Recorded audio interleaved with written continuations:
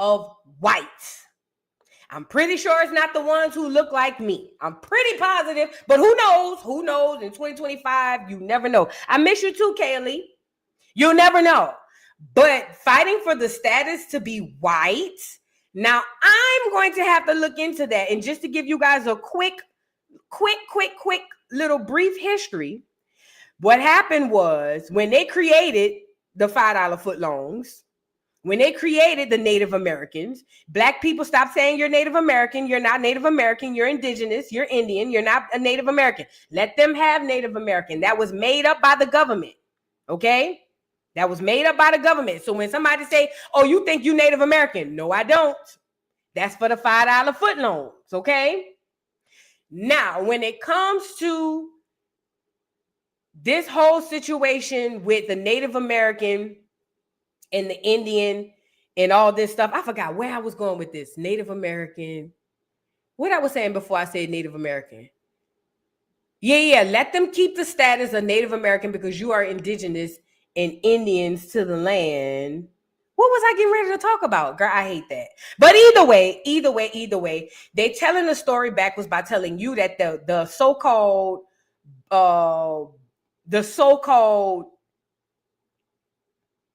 footlong allow Black people into the fold, and that's how we became Indian. It's opposite. They gave them the name, stripped you of your identity, and then made you say, if you are going to continue to say that you Native American or go on to say Native American, they made you literally classify yourselves as one of the ones they made up. Cherokee, Choctaw, them people. All right, but we gonna get into it, y'all. You're gonna learn when you start doing this genealogy. You're gonna learn that when you go to Google or you go to research what happened to your tribe, you're gonna hear, in 1896, and I'm just using random dates, 1896, the tribe went extinct. This is how it's gonna go, because this is what happened to me. I logged in and researched, and it said, whatever year, Suma tribe went extinct this year in the 1800s. And I'm saying, how, Sway?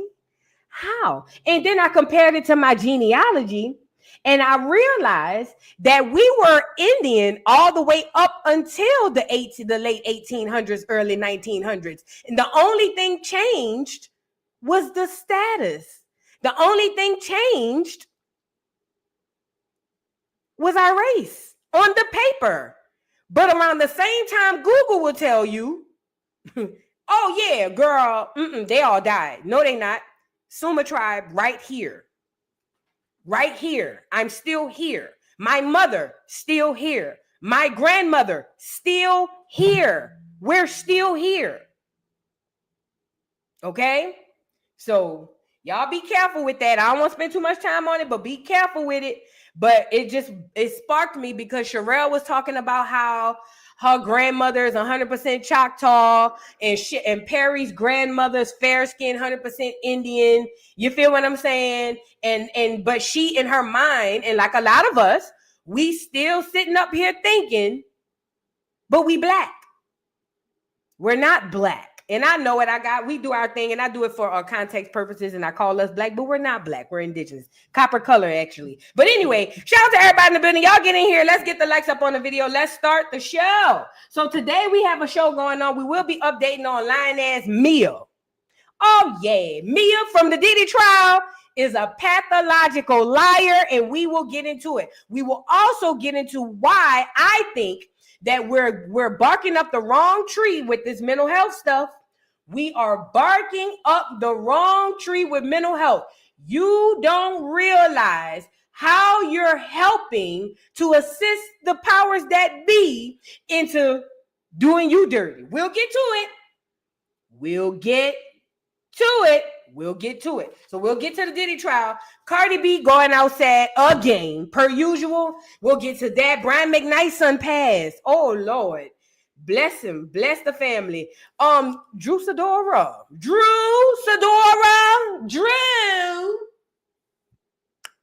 So I didn't watch the episode because I don't watch it no more like that. But I need to watch it. But girl, Drew, you dating, you messing with Black Smoke? Is you fucking Black Smoke, Drew? and Ty, Black Smoke, and Portia baby daddy. Oh, Drew, girl, we got to talk about it, girl. What's tea? What's tea? And then this is what I want to know about Black Smoke, because you know I know him. I don't know him personally, but I'm friends with him on, this dude I used to like in high school got married. Should I feel some type of way? I was in love with this dude in high school, even though I had a boyfriend, my baby daddy. But I was in love with him. He done got married. I'm sorry, this is why I don't log into Facebook. This is why Facebook is just, and look at everybody. Congratulations. Shut up, girl. Anyway, where was I going? Girl? Because that just blew me. This is why I don't log into Facebook. This is why right here, I do not log into Facebook. Every time I log in Facebook, it's something negative. Every time. I can't never log into Facebook and just scroll. Every time somebody dead, somebody got shot. I'm so tired of Facebook, bro. And you know what's worse about this whole situation? I really was logging in to be messing with Black Smoke. But the first thing I saw is so-and-so is married to so-and-so. And my thing is, yeah, I ain't seen them since 99, 2000, but still, like, I was in love with this boy in school. I really was. Like, I really was in love with this boy. Like, he didn't know though, but I was in love with him. And now you want to get married? Like, I mean, she cute. She bald head, but she a cute bald head. She cute.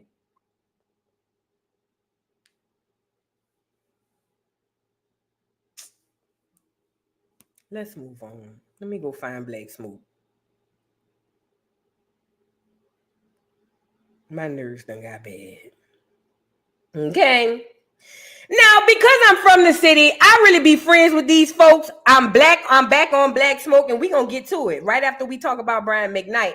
If y'all don't know Black Smoke on Facebook, he's Super Sense friend. He's Super Sense friend. Super helped him to get on. She helped him to get on. And she helped him. Well, no, I ain't gonna lie. Let me retract. I don't know if she helped him to get on. It seemed as if she helped him to get on, because I don't know if y'all know this about the Super Sense situation, but just like Judy helped Super, from what I understand, Super turned around and helped Black, and that's her friend. They've been friends for scolds and blows for years. Now, allegedly, they say Drew dating him, and he owned this Black Smoke hookah with the pins and all that stuff. Y'all done seen it. They say this was she dating, but the gag is, and this is just a question, I don't know. I thought Black was messing with that light-skinned girl. I thought they was engaged or got married. I could have swore Black was married. Girl was see. Now, I don't see the girl on here. I ain't seen them on my timeline in a while. But I thought Black was married or engaged. I know he had an old lady. We're going to get to it. But put a pin in that. Then we're going to talk about DDG. DDG, apparently, his brother put hands and feet on somebody who called him doo-doo garbage or whatever. It's a lot going on. We'll get into that. And then we'll also get into what else did I say? With the Diddy trial. Girl, what happened with the night in Gene Deal?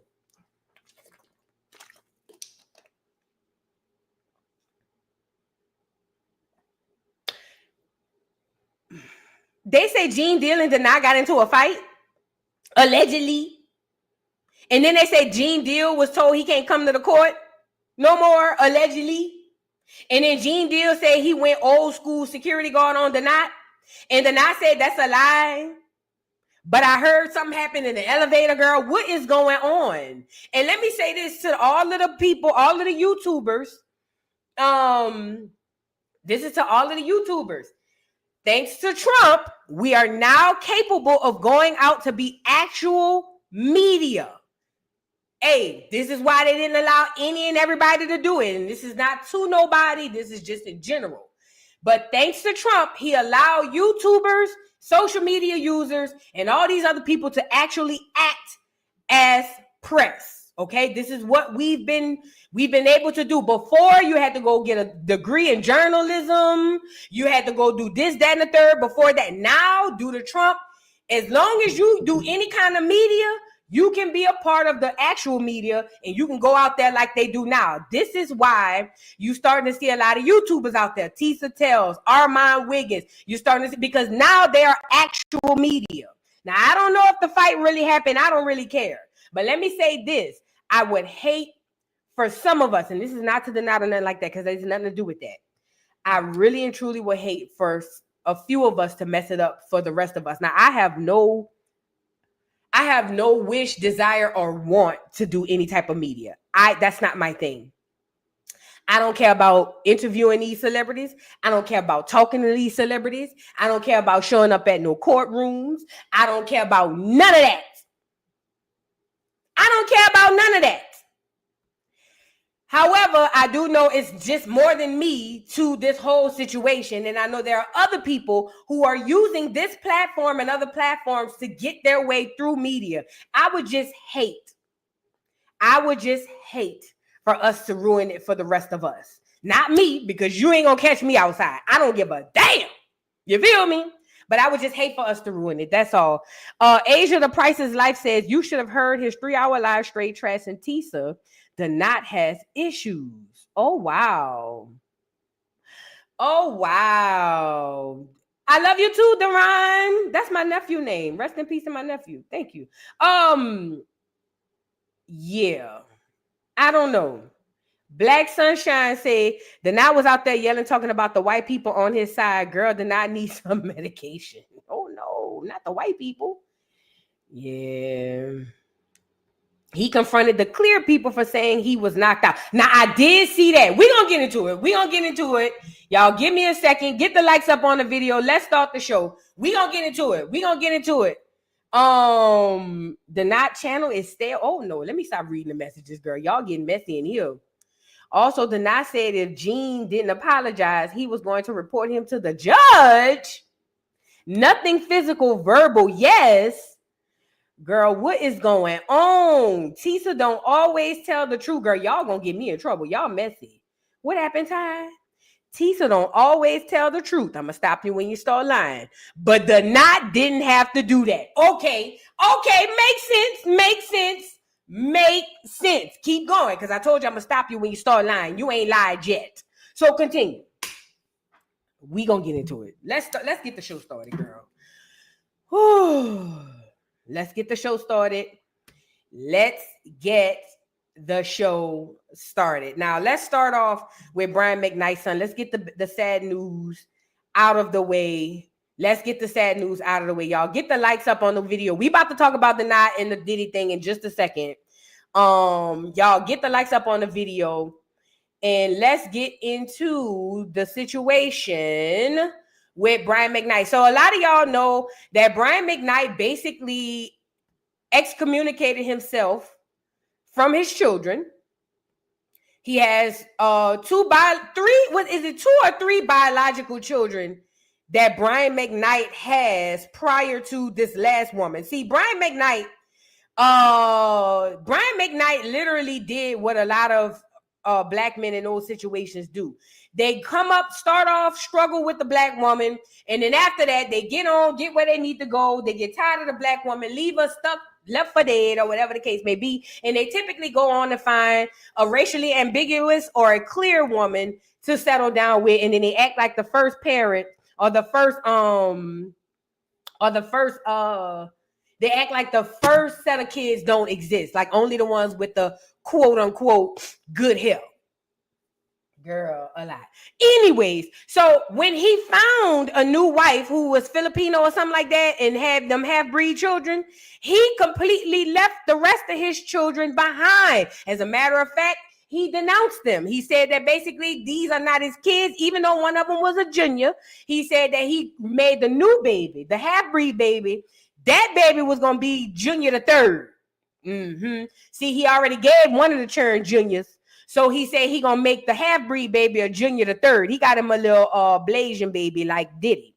or whatever the case may be. And he bought that lady churn, new cars. Y'all know how niggas do. You feel what I'm saying? But anyway, he had these kids. And, you know, when he came out and denounced his kids, I remember the son coming out, the one who's fighting cancer. And I remember him coming out, you know, basically saying what he said, that he hadn't talked to his daddy, that basically he's fighting this situation and he wished things were different. Well, unfortunately, the son has passed away yesterday or the day before. Please don't quote me. He has succumbed to his issues and his battle with cancer, and he has passed on. Now, I haven't seen anything from Brian McKnight as of yet.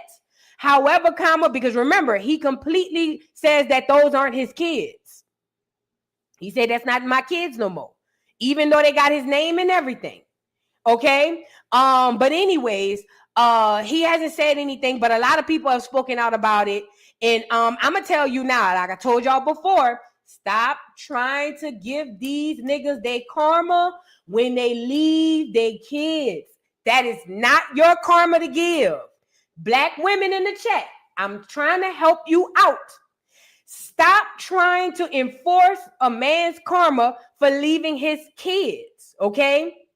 He's going to get it. Trust and believe. It ain't going to come through you, though. Let the universe, let the Most High, and let Mother Nature take its course. Brian McKnight is going to get his just due for the way that he abandoned his children. Screw the wife, screw the wives, screw the girlfriends. He will get his karma for the way that he abandoned his children. Trust me and believe it. It ain't gonna come when you wanna, but it is gonna come on time, okay? Now, again, like I told you, I haven't heard him say anything, okay? I don't know. But the brother, Brian McKnight Jr., he shares a heartfelt message following the passing of his brother, Nico McKnight. We are continuing to keep Nico loved ones lifted in prayer. So Brian McKnight Jr. literally had to come out and do a rest in peace post to his brother because his raggedy, trifling, nasty, hairline almost receding ass daddy refused to do so. So Brian McKnight Jr. said, my favorite everything. I'll live the rest of my life in a constant state of disbelief. My beautiful baby brother, I will love you until this pain ceases to exist. There is no me without you, so living just feels out of whack.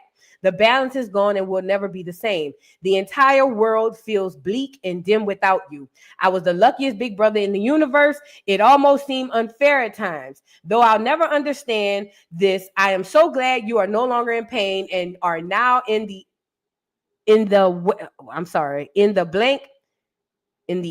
either playing upon the string theory we both believe in. Wait for me there. This is now officially a Nico Stan page.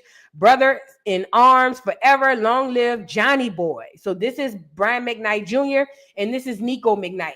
Now, let me tell you something. This one I knew Brian McKnight wasn't work. Two nickels rubbed together, because it's one thing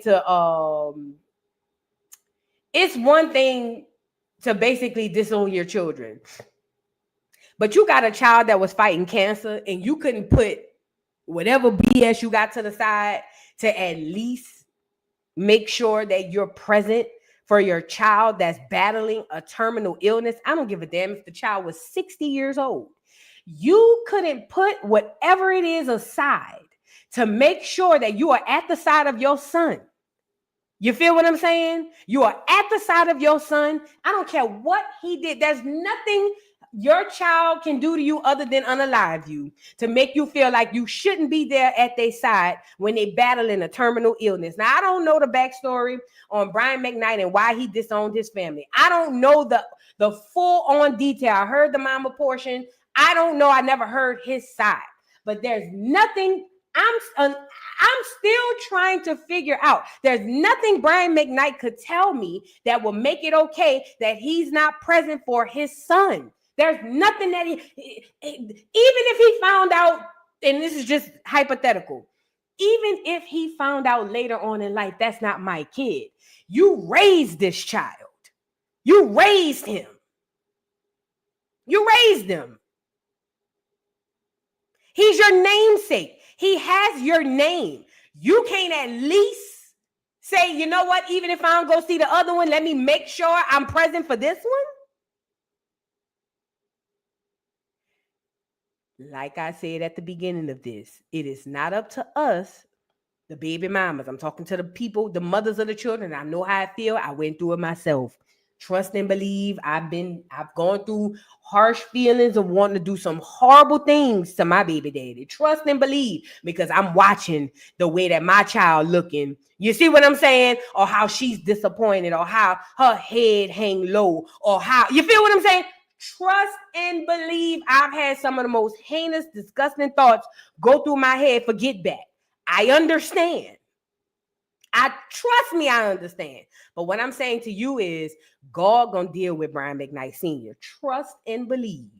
Now, you just had a son, again, I don't know this to be a fact, but from what the last I've heard, now you had a son that just transitioned into the next life, and you did not even have a doggone relationship with him.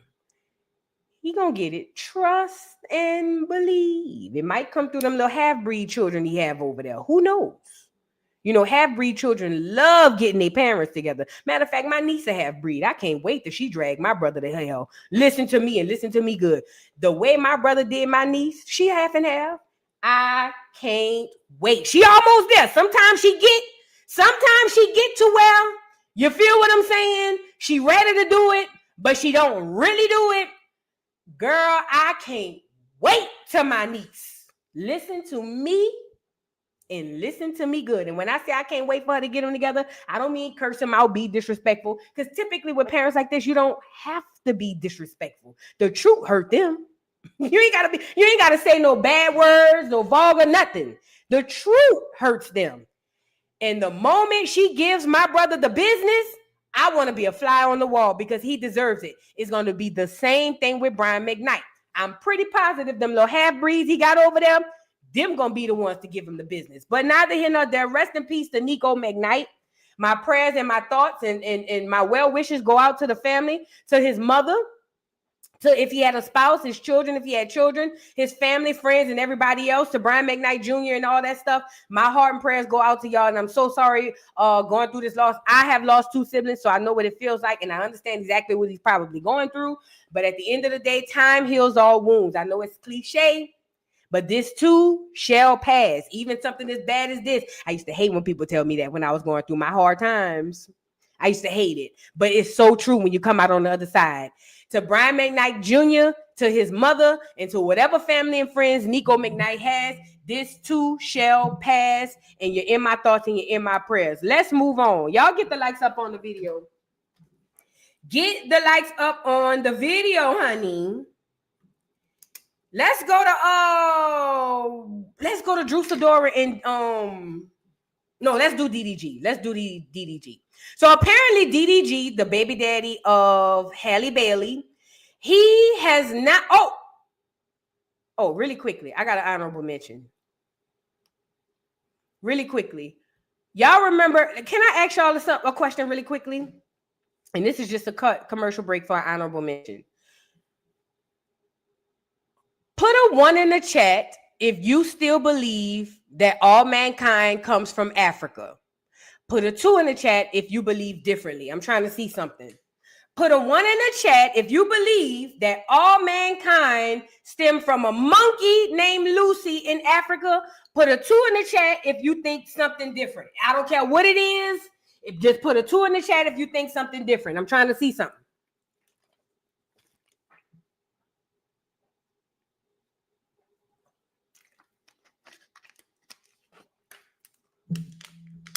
Y'all drop them down in the chat. Let me read some super chats really quickly. Bree, thank you for being a member for 13 months. Say, it's my son. How do you say his name? Naja? Naja's 23rd birthday today. Happy birthday, only son. Happy birthday, nephew. Turn up. Happy birthday. Have a great time. How do you say it? La Madam Butterfly. Or La Madame. I'm sorry. But beautiful photo, beautiful name. Thank you so much for the super chat. I appreciate you. Michelle, thank you for the super chat, my love. Thank you, beautiful. Deborah, thank you for the super chat. Great commentary on Miss Shirley Vu. Thank you so much. Y'all make sure y'all check out my Miss Shirley video I posted yesterday as well. Thank you so much, Miss Deborah. And Chiefess Niji Warrior, thank you so much for being for becoming a member. Thank you so much. La Madame. We making it rain in the building today. Shout out to La Madame for making it rain. Thank you, my love. I make it rain. I make it rain. I make it rain on them hoes. I make it rain. I make it rain on them hoes. Thank you so much. She says you should do a segment where you answer advice questions from your subscribers, whether it's hold on, I can't see it from that part. Whether it's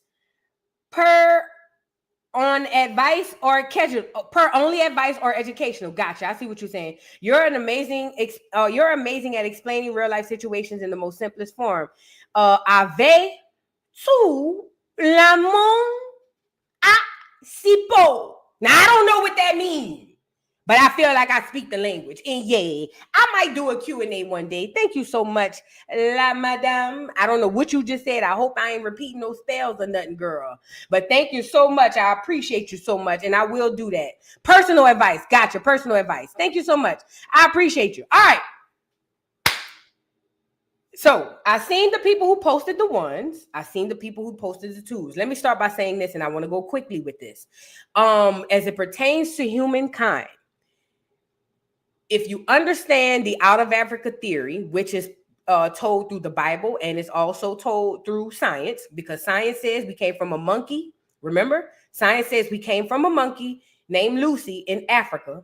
They didn't say who she slept with, but they say we came from a monkey in Africa. And then there's another, through the Bible way, it says that we came out of the Garden of Egypt, the Garden of Eden, which is located where? In Africa. So either way, it still points us to Africa. But at the end of the day, that is the furthest thing from the truth. And let me tell you why. Because first of all, to believe that one monkey created all mankind is insanitary. To believe that one monkey created all mankind is insanitary.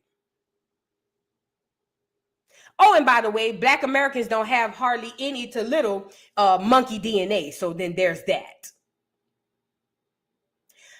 But even if you believe the Bible way, and it's basically all through faith, that basically we come out of the Garden of Eden through Adam and Eve, and so which they procreated and gave birth to a whole nation of people, then you would have to believe that siblings could sleep with each other and create normal kids. And two people could populate the entire earth. Either way, it's all a bunch of cap. Okay, listen. It's all a bunch of cap because the oldest remains, first of all, the oldest remains have been found in America, not in Africa. The oldest remains have been found in America, not in Africa. Secondly, there's a man in South Carolina who has the lineage, or at least the oldest Y chromosome DNA of all time. And he's a Black American from South Carolina. Okay, let's get into this. And this is for the people who just didn't know, or maybe people need a little bit more information. This is a very good educational piece I wanted to give to y'all. And hopefully you guys do your own research and do your own situation and find out what is really what, because we've been lied to. What if I told you that there was a Black man from South Carolina named Albert Perry, and his DNA could literally rewrite history and humanity as we know it? In 2012, a man named Albert Perry from South Carolina. Now, you know South Carolina is hot. I don't know if you've ever been to South Carolina, but South Carolina is filled with Black people. And every time I think like that South Carolina and that Georgia area, I start thinking about the Gullah Geechee. Albert Perry, he went in for a routine DNA ancestry test because, you know, just like anything. My mom, she did a DNA test the other day, and we discovered our grandfather, you know. I discovered my grandfather for the first time. So Albert Perry in 2012, he went in for a routine ancestry test. And what they found was that his Y chromosome didn't match any human origin. His Y chromosome didn't match any human DNA. His Y chromosome even outdated Homo sapiens, which goes back 100,000 years old. His Y chromosome was 338,000 years old. Pause. This is very, very, very, very, very, very, very, very, very, very, very, very, very, very important. I need everybody who's Black and from the Americas to open your ears really quickly. This is extremely imperative that you understand what I'm about to tell you right quick.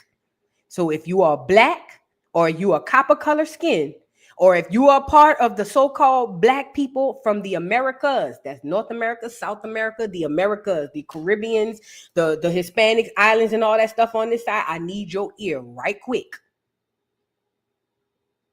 I need your ear right quick. Now, if I can recall, I thought we were supposed to be Homo sapiens. If this man's Y chromosome goes 338 years old, which is older because Homo sapiens are only 100,000 years old. If this man's Y chromosome goes to 338 years old, at least from what they calculated, and we all know that they can't calculate, you feel what I'm saying? Then that tells you what science kind of corroborates already. I don't know if y'all recall, but they used to take human skulls from Black Americans and compare them to other skulls. Well, one time they say they was using it to show that we had smaller brains and were inferior, which we all know that was cap. They was trying to see what was so amazing about us. What happens here that makes us who and what we are. But I'm going somewhere really quickly. If this man's Y chromosome is 338 years old, number one, if they have others out here in Black America like that, you will never know because they ain't going to tell you. Number two, also that would tell me that the Black American is different from the rest of the world. Okay? That would mean that the Black American and the African are different. Well, guess what? Science had already proven that, from the size of the skull to the shape of the skull to the brain to the features. The Black American is completely different from the African. Now, if they telling you that we all come out of Africa and we all the same, then how is it that a man in 2012 can have the oldest Y chromosome DNA in history if we all come out of Africa?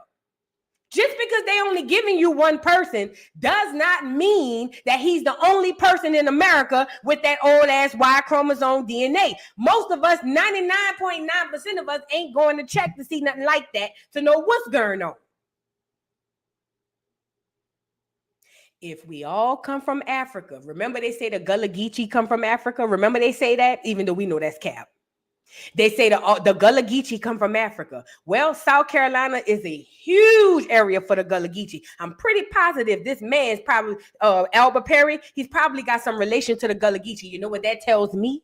That tells me what I already knew, that number one, the Gullah Geechee don't come from Africa. And any African you ever hear tell you, say they got Gullah Geechee in them, slap them. No, don't slap them, but tell them they're a damn lie. Okay? Tell them they're a damn lie and the truth ain't in them, and tell them don't talk to you no more because it's impossible. It's logistically impossible. Let's start there first. But secondly, it corroborates what I've been telling you before. We are different. We different. We didn't come from no Africa, bro. We didn't. If we came from Africa, just because they only showing you this one man, you don't think that man, Mr. Albert Perry, done had kids? Grandkids, nieces, nephews, uncles, cousins. What about his siblings? Think about it like it really is. Think about it like it really is. If Albert Perry has the oldest DNA Y chromosome in the world, then that means unless he's an only child and his mother and father are gone and he's never had kids, then that means that Y chromosome DNA, just like genealogy, just like our status, just like our identity, it's all about paper genocide. If that man in South Carolina got DNA from 338 years old, that leads me to believe that everybody over here got DNA from over 338 years old. But they want us to believe that we were slumped over like a monkey. Our great infinity grandmother was Lucy, who was a monkey who couldn't read, write, hold up, write, or nothing. But something somewhere from some miraculous place came and got her pregnant. And now here we are.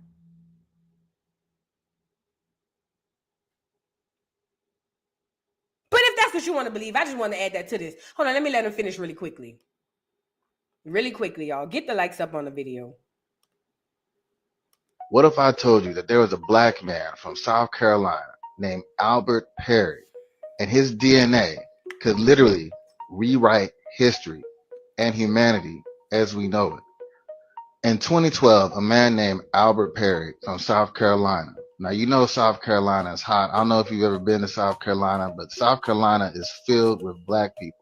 And every time I think like that South Carolina and that Georgia area, I start thinking about the Gullah Geechee. Albert Perry, he went in for a routine DNA ancestry test because, you know, just like anything. My mom, she did a DNA test the other day, and we discovered our grandfather, you know, for the first time. I discovered my grandfather for the first time. So Albert Perry in 2012, he went in for a routine ancestry test.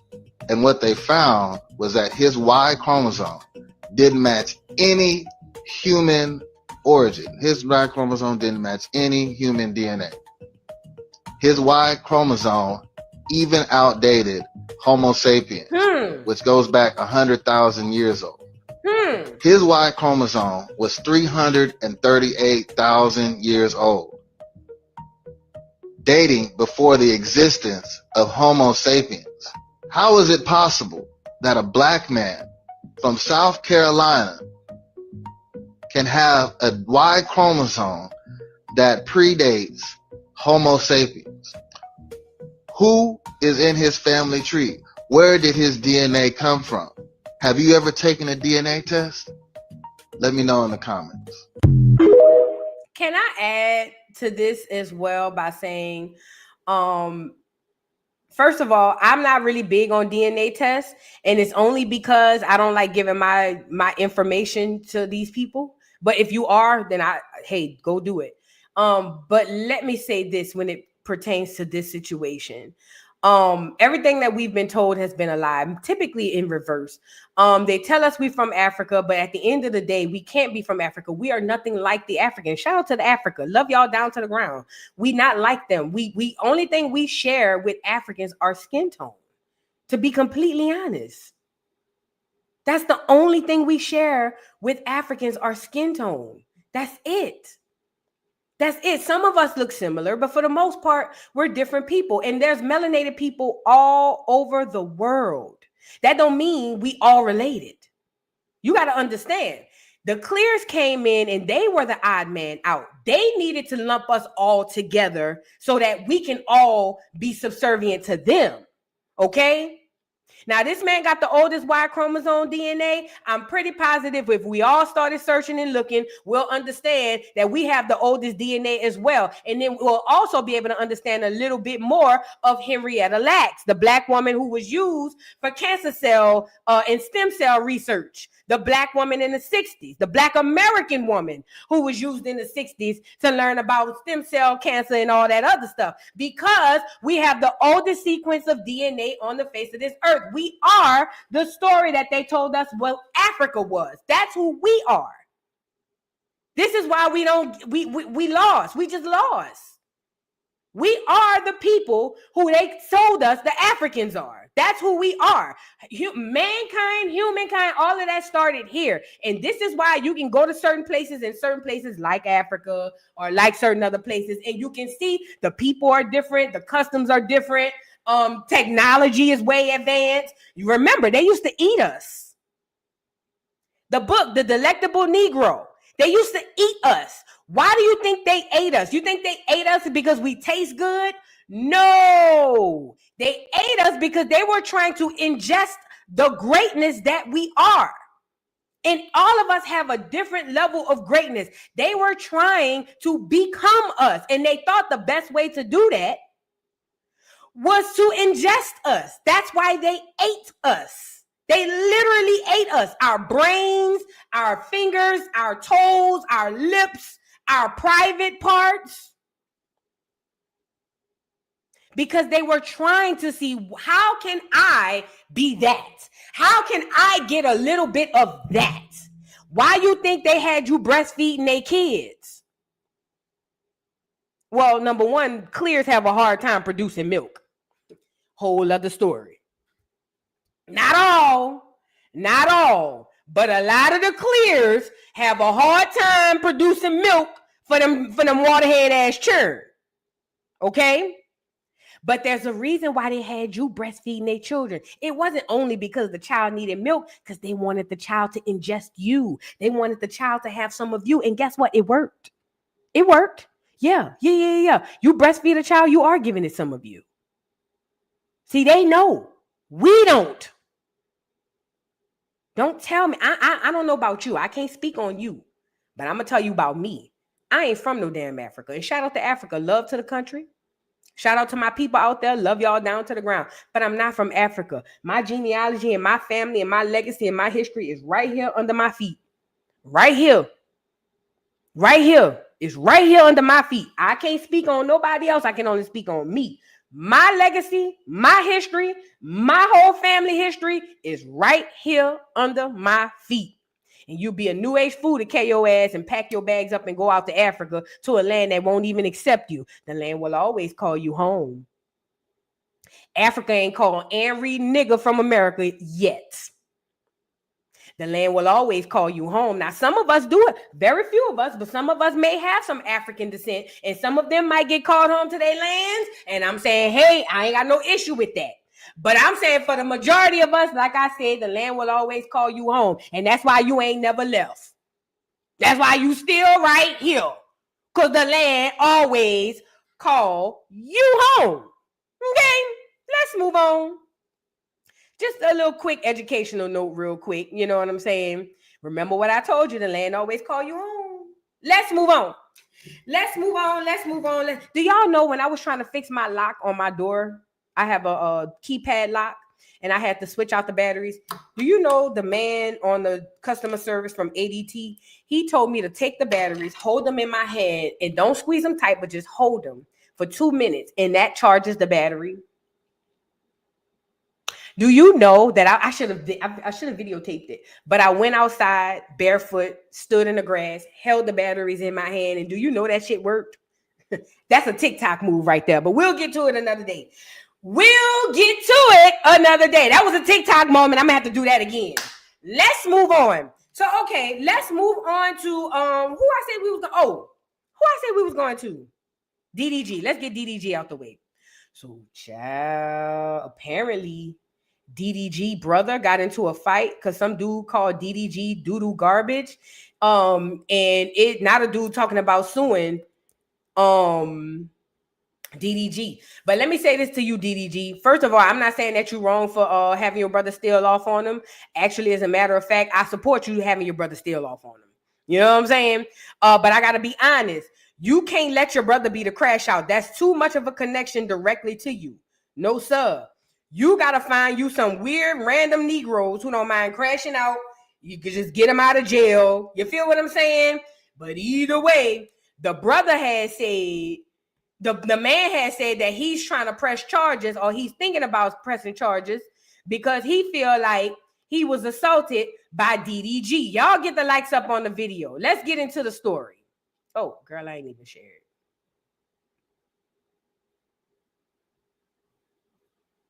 All right. It says DDG speaks out after DreamCon altercation, says his brother was in fear of his life and that the man who got jumped was trying to embarrass and bully them. Y'all know when it comes to fame level, I'm like Michael Jackson turned. Hold on. Let's go to the beginning of the actual situation.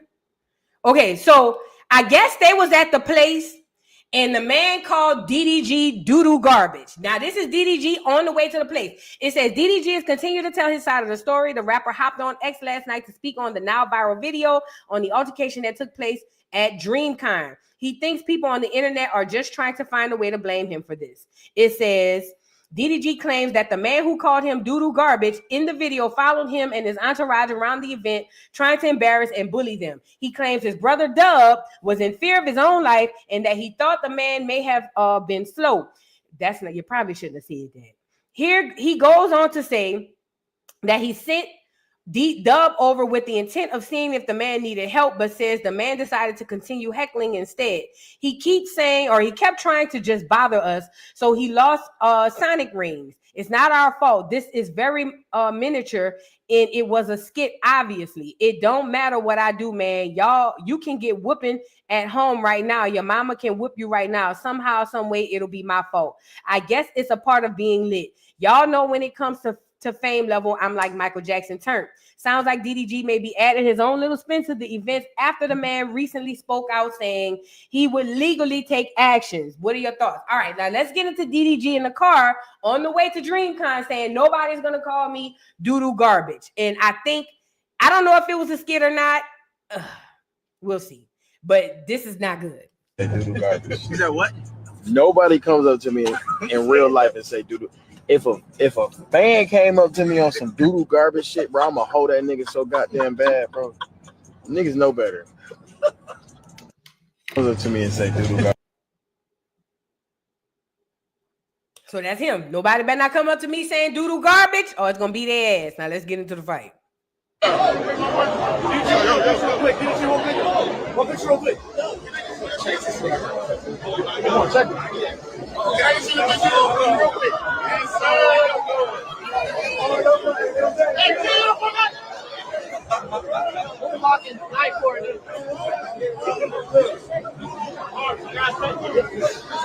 Hold this real quick. We got going. Mike, hold this. It ain't hold this. What you said? What we got going? What you said?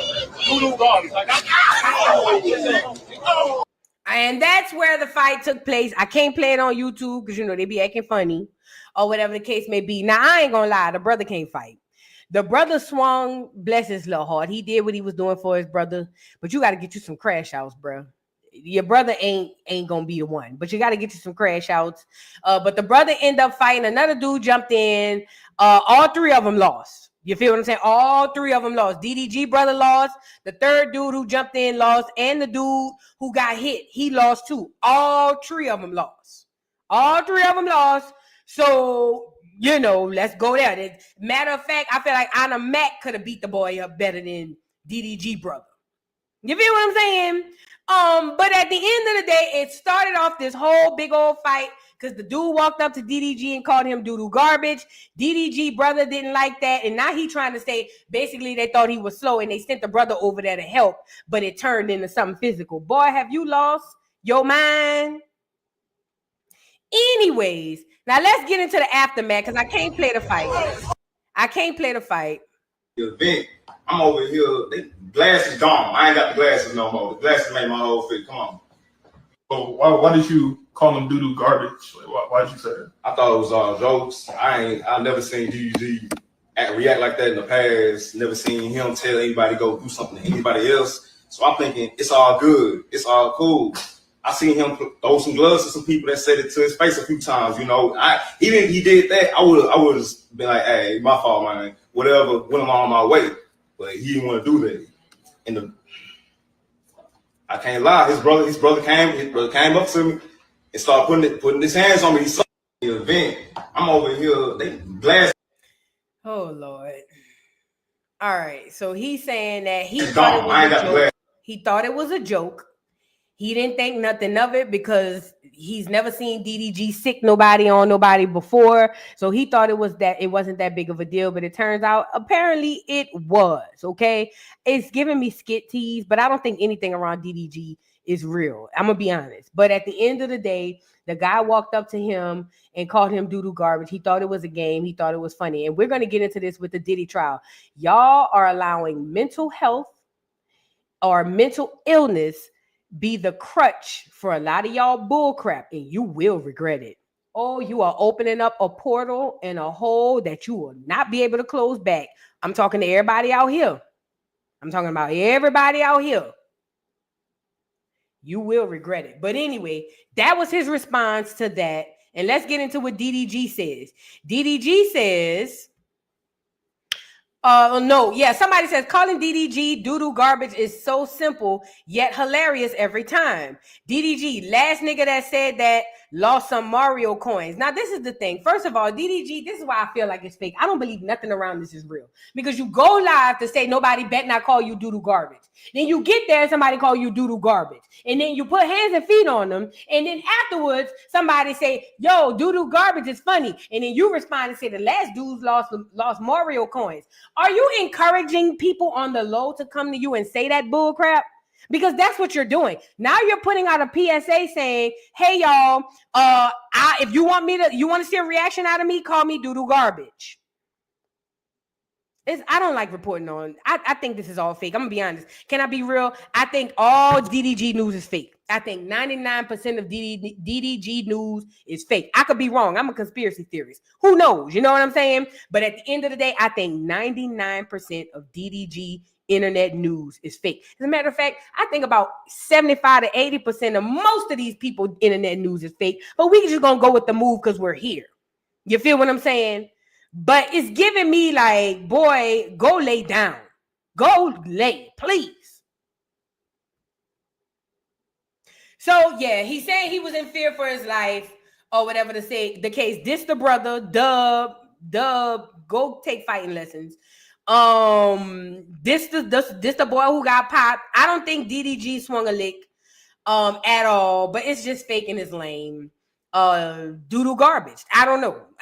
Whatever. Let's move on. It's just, I hate reporting on DDG, even with the Halo and Haley news. I ain't gonna lie. I feel like it's fake, y'all. I feel like it's all cap. Something about it, and I do this every day. I'm looking at celebrity gossip. I deal with this stuff every day, and a lot of times I come across people, I be like, man, this might be cap. But there's a high level of bull crap I get whenever I come across DDG news. It's almost like a spidey sense start tingling in me to be like, girl, this is all cap. That's why I don't hardly report on him. I'm gonna be honest. I think DDG learned the algorithm, figured it out, and learned how to stay in that bitch. You feel what I'm saying? And I think that he's using us to continue to stay in there. But neither here nor there. That's what happened. Let's move on. Let's get into Drew Sidora, honey. Drew and Black Tatted. Speaking of Black Tatted, get me back on his page. Now I'm back on Black Tatted page, right? Now it's alleged. I'm gonna play the video for y'all. I might not be able to play the audio and the video because this is Bravo. But it was alleged that Drew is now fucking Black Smoke. Girl, you fucking black too? Girl, what is going on? And Portia is the one who came out and said it. I believe this is all a bunch of cap too. But neither here nor there. Portia comes out to tell us that Drew is over here dating Black Smoke. Girl, what is going on? Black got money too, just so y'all know. Sting and trigger me. But I'm listening to you. Yeah. You know, I want to give you the floor. Yes, to talk. Dennis. Just wanted to make it clear. I'm not the one, she's got somebody else in the first place. The guy Black who you're dating or whatever. My friend? Oh, no, he's my friend. Why would you let rumors about you and Dennis linger? If you're dating Dennis, you're dating Dennis. But if you really aren't and you're with Black, claim Black. But instead, I'm met with anger, aggression. It's kind of annoying. Like, I just want to be good. I would not jeopardize my future with my kids to start dating. I'm going through a divorce. People date going through a divorce? Not right now, because my divorce is very messy.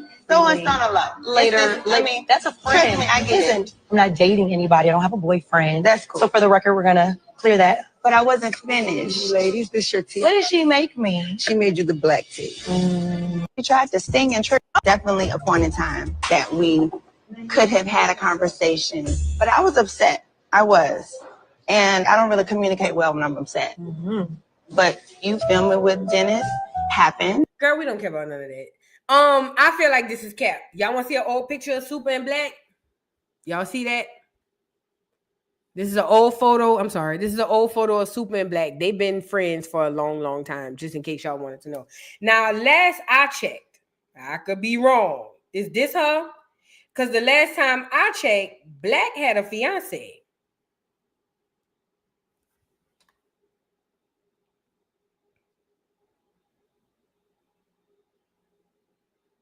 Now, I haven't been following Black Even though I follow him on Instagram and I follow him on Facebook and we're friends on Facebook. But that's her name, Van. Thank you, Casey. That's her name, Van. Van is her name. That's her name. Beautiful girl. As a matter of fact, I remember when he first made the first $1 million and how they was excited and he bought her a car. Van. Now, let me tell you one or two things that's happening here. Number one, just like DDG uses the algorithm, I think that could be what's happening here. Remember, Portia ain't got no storyline. Portia is just here hanging, trying to make it. You feel what I'm saying? So one or two things are happening here. They need a storyline. And this kills two birds with one stone, because not only does this give Drew a storyline, it brings traffic to Black Smoke. You get it? It brings traffic to Black Smoke. Because the last time I recall, I thought he was with Van. Okay? Now, this is just from what I remember. Dressed alike. You know when a nigga dressed like you and a child, this is a real family. This is a real family. Everybody wearing heavy boots. Do you know how much you gotta love your child and love your family to put heavy boots on all three of y'all? Even the baby in the womb got on heavy boots. Okay? So this is a real family. Somebody lying. Now, I don't know who lying. I can't say who lying. But this right here, with the heavy boots, this is a family. And I don't believe that Drew, slow ass, is over there messing with Black. No, let me back it up. It's possible. But I don't believe that they dating or nothing like that. Unless, remember, this is from 2020. This picture from 2020. Unless something happened and Van done left that nigga. Van, if you left that nigga, I sure hope, because you was with that nigga before he got the money. Shout out to Black. No shade. But I'm talking to Van right quick. Van, if you left that nigga, I sure hope you got your bag. Because you was with that nigga when he was broke, busted, and disgusted, bitch. You deserve your money, girl. You better go. Okay. You was with that. You probably was helping buy that nigga a $1 burger, $1 fry back in the day. Girl, Van. If this is true, Van, now it's your time, fat. Now it's your time. Van, if this is true, now it's your time. And you got 2 churn, might be 3. I haven't seen them in a while. Now it is your time, Van. If that nigga over there messing with, and shout out to Black, love Black now, but this girl power right quick. If that nigga over there messing with Drew in the auto-tune, take that nigga down to the ground. Do you hear me? Take that nigga down through there. If this is true. Now, neither here nor there. Put the heavy boots up. Neither here nor there. The point I'm making is I think this is a storyline. I think this is a storyline. I think that it's a way for promotion for Black Smoke. Y'all be seeing Black Smoke on Neighborhood Talk, Shade Room. He be getting promotion through there. You know what I'm saying? Type T's, whatever. I think it's all a bunch of storyline and a bunch of promotion. That's what I think it is. Oh, and FYI to the people in the bike, if you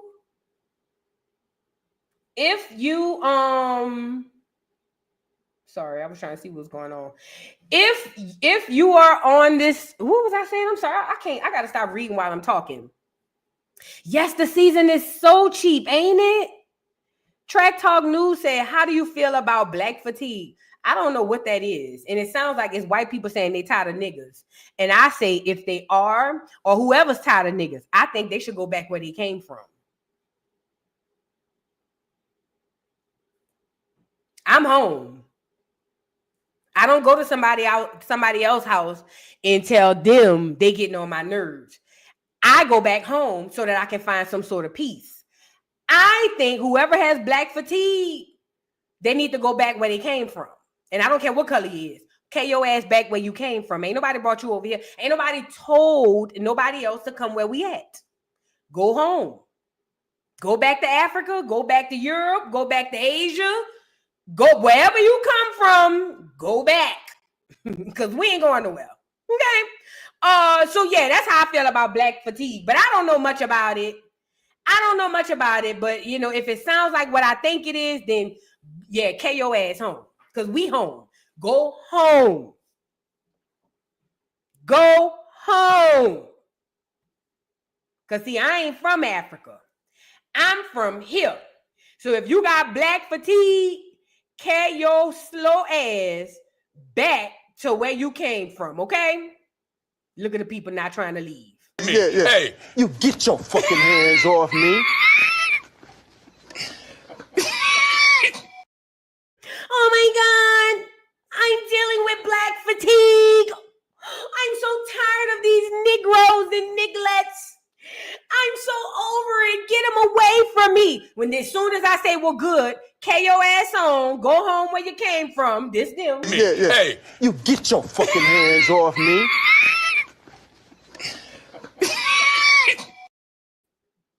If you ain't ready to go home, then you ain't got no black fatigue. Shut your ass up. You feel what I'm saying? That's for anybody going through any type of black fatigue. If you ain't willing to go home about it, shut your ugly ass up. You ain't got no black fatigue. You just stupid.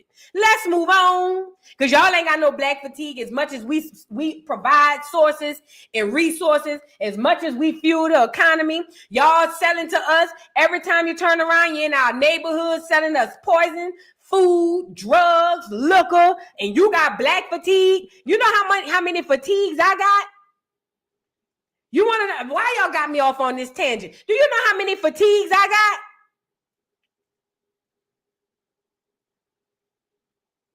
I ain't gonna say the fatigues I got because I'm gonna get in trouble. But I got fatigues. I got a lot of fatigues. I'm fatigued. Divine Empress, thank you for the super chat. Says, hey, Boo and Maz chat, hit the like button. Y'all get the likes up, y'all. Get the likes up. Black fatigue is black people tired of white people and their micro racism. Oh, well, maybe I had it wrong.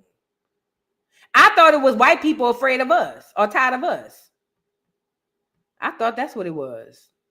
How do I feel about interracial dating? I personally don't do it, but do what you want. I don't give a damn what y'all do.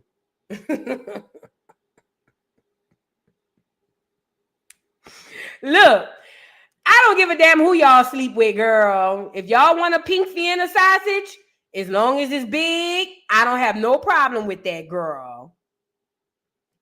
I don't have no problem with that, girl. Date who you want. I told you my niece half and half. I be feeling bad when I say that because now I feel like, you know, when white people say I got a black friend. That's how I feel when I be saying that my niece half and half. She just had a baby too. Remember, I don't know who was on here, but y'all remember when I told y'all I had got the tea and we was online trying to figure out what the tea was. And remember I told you my mom and my grandma and my aunties and my uncles, all them called with the tea. That was the tea, girl. My niece had a baby. She was pregnant. Young. She was pregnant. She won't be hiding ass. She won't go out there tattoos, whoop-de-whoop, this, that, and the third. And just like all young girls do, the moment we think we grown, from the very moment the thought of this to any younger, and my niece got into it with me, and I got to move on. But my niece got it. Me and my niece had a talk because she felt like we were talking down on her, or at least me. And I had to have a conversation with her. And this is to all the young girls. If they got any young girls in the chat, let me tell y'all something. It's happened to all of us. Every time a young girl gets to smelling her drawers in her mama house or wherever she's being raised, and the moment that thought pop into your head, I'm grown, I don't need, I can figure it out on my own. It seemed like when the thought go in your head, a baby come in your belly. I know it happened to me. It happened to my mama. It happened to her mama. This is how it works. Okay? Okay? And she got pregnant. When you think you're grown and you know everything, for young girls, it happened to me. That's how I got pregnant at 19. When you think you're grown and you know everything, you get pregnant. It's almost like God be like, yeah, get her. Okay? Now, at 19, I had the same thought process. I'm grown. Can't nobody tell me nothing. I moved in with my baby daddy and was pregnant in months.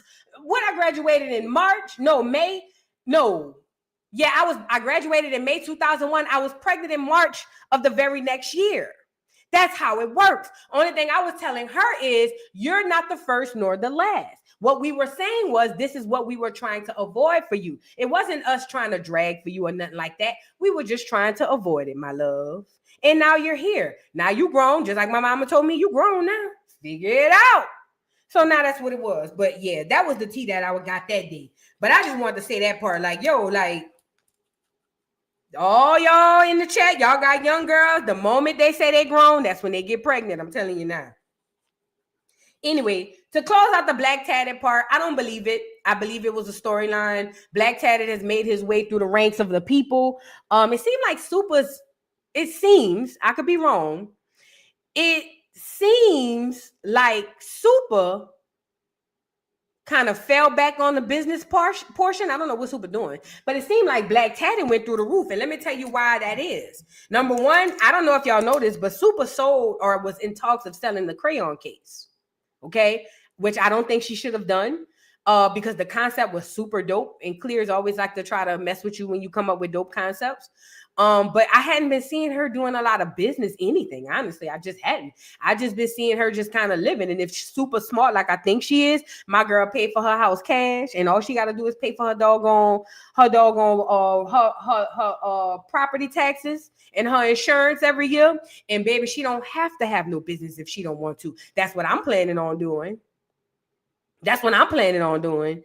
Girl, once I can find a way to take care of my cost of living, bitch, I'm about to live off the grid. Girl, I am about to be somebody y'all don't eat.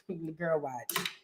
The moment I'm able to capitalize to a point where I don't have to pay no mortgage, it's going to be hard out here. It's going to be hard out here for everybody else because your girl about to be running around here playing rich. I'm telling you now.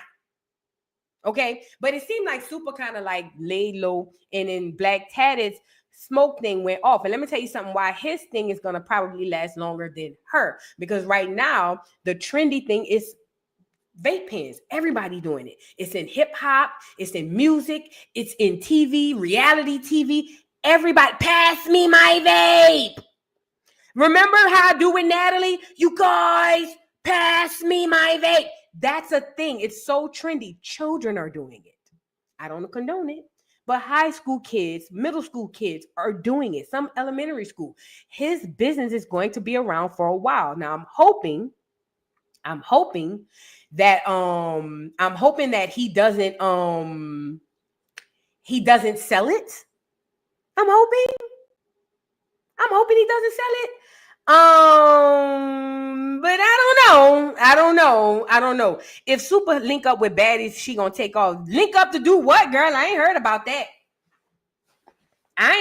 that. But yeah, he's gonna do well. He's gonna do well because it's a long-lasting thing. And plus vaping and stuff, that ain't going nowhere no time soon. But the crayon case makeup thing, it was trendy, it was cute, it was lit, and then it's time to move on. But I don't know what other business ventures she may have. But I like I said, with the Drew Sidora thing, girl, they're gonna put that girl on everybody until they figure out how to, you know what I'm saying, to get her a storyline that we'll believe. But I'm gonna say, and I want to add this part too. I was thinking about doing a voodoo doll hookah. Y'all know, a lot of y'all know.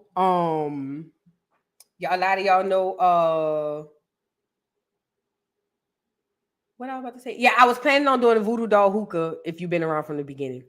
And then black smoke dropped. And I was like, yo. Then I looked into the pens, right? The vape pens. And I looked into the research on it. And this how you know I ain't cut like that. This how you know I'm not dirty. This how you know I'm really a soft cushion, Charmin tissue type of bitch. Because when I did the research and I found out how much damage the vape pens are doing to the respiratory system, to, you know, the throat areas, the cancer and all that stuff. In my mind, I said to myself, even if I made $1 billion, I wouldn't be able to sleep at night. And this is no shade, but this is just how I thought about it.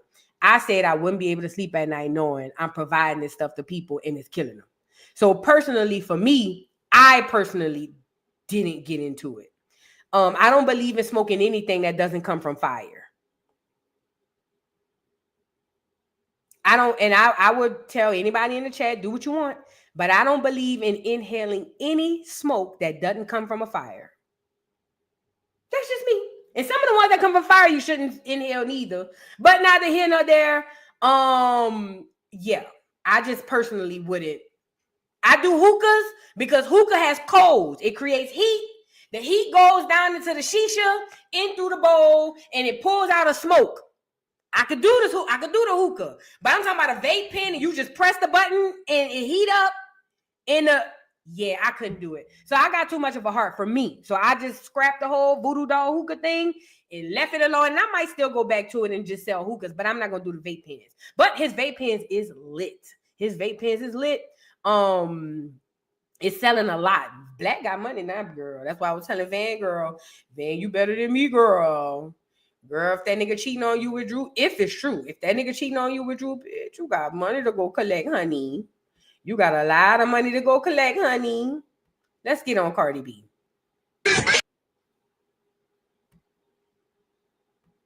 Is Barty Gang in here? Oh, and this another thing too. Oh, for y'all.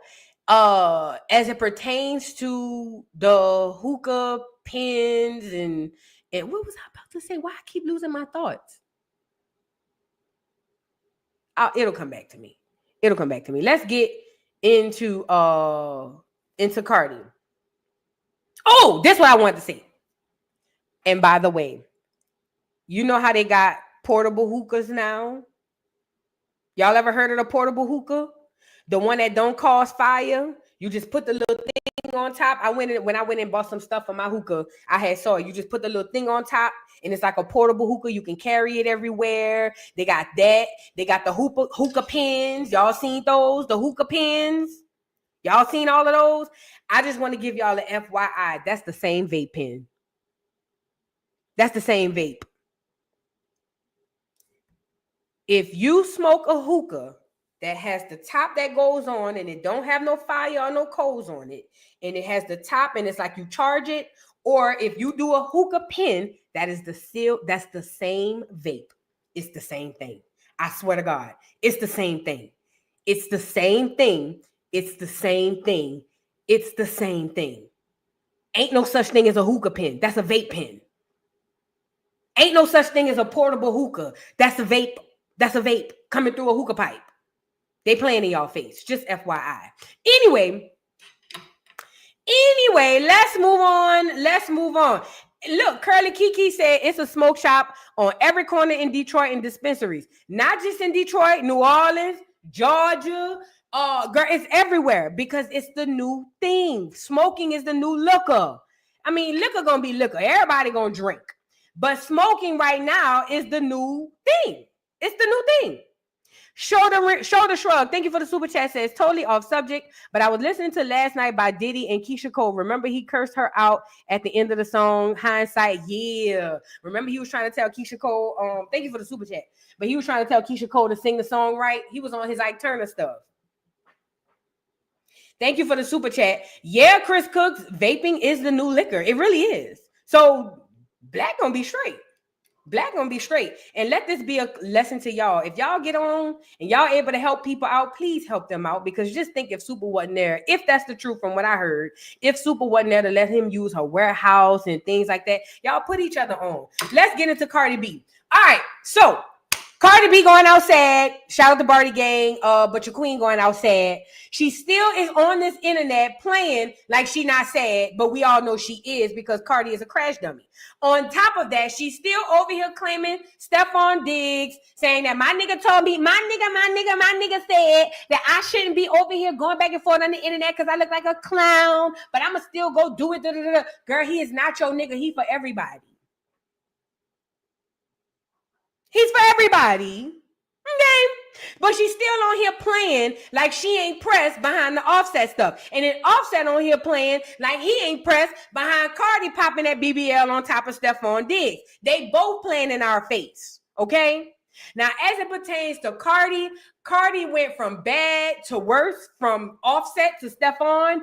If you ask me, black women gonna get on here and lie and say she just having fun, she just having fun. That ain't how you have fun. That's how you bitches get caught up every day. That's why y'all got all them baby daddies. Y'all want to have fun. See, you want to go to see the ratchet and have big fun. That's what you want to do. Oh, but it's not the same. It's different. It's different, Voodoo. She's just having fun.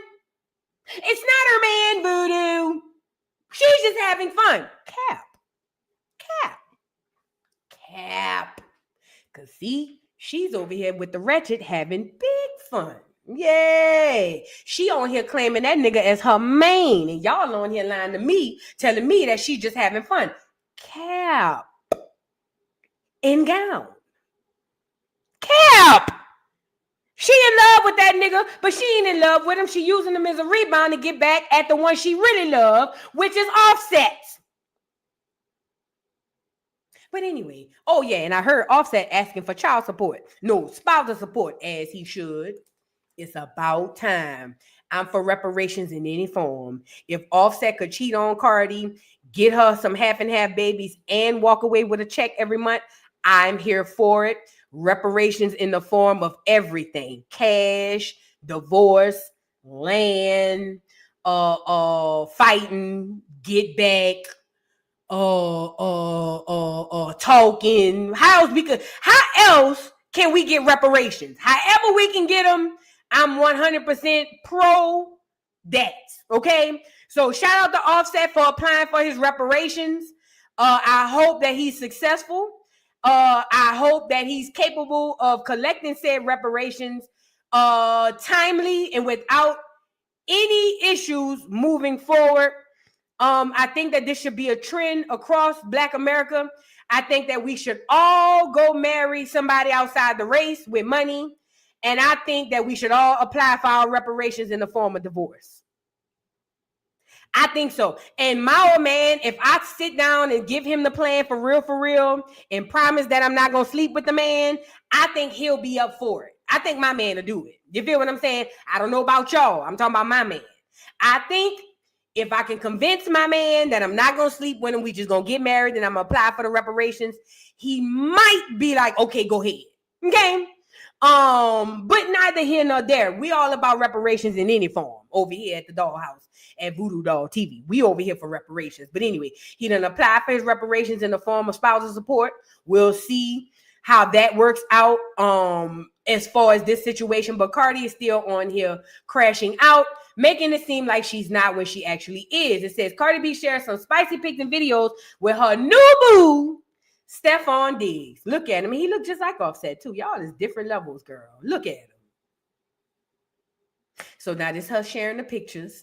Let me show y'all the video of her wilding out. You know how she do. Y'all already know how Cardi is. Cardi done got online, wilding out, acting a fool because the nigga done asked for spousal support. Now she claims because they say, Offset said she ain't never even round them churn. Cardi said that's a lie. Cardi said she do be round them churn. Cardi said she be in Atlanta and the churn be in New York. New York. But she called them on FaceTime. So Cardi said, stop lying, Offset. You trying to lie and say that she don't ever be with them kids. But she be on FaceTime with them kids every day. According to Cardi. That's what she said, okay? She said she be on FaceTime with the church from Atlanta every day. She said Offset want to try to get on here now and try to basically, now you want to sell the houses. I'm going to keep the one in Jersey, but we could sell the one in Atlanta because I don't care. Woo-de-woo-de-woo. Girl, you do care. What do you mean?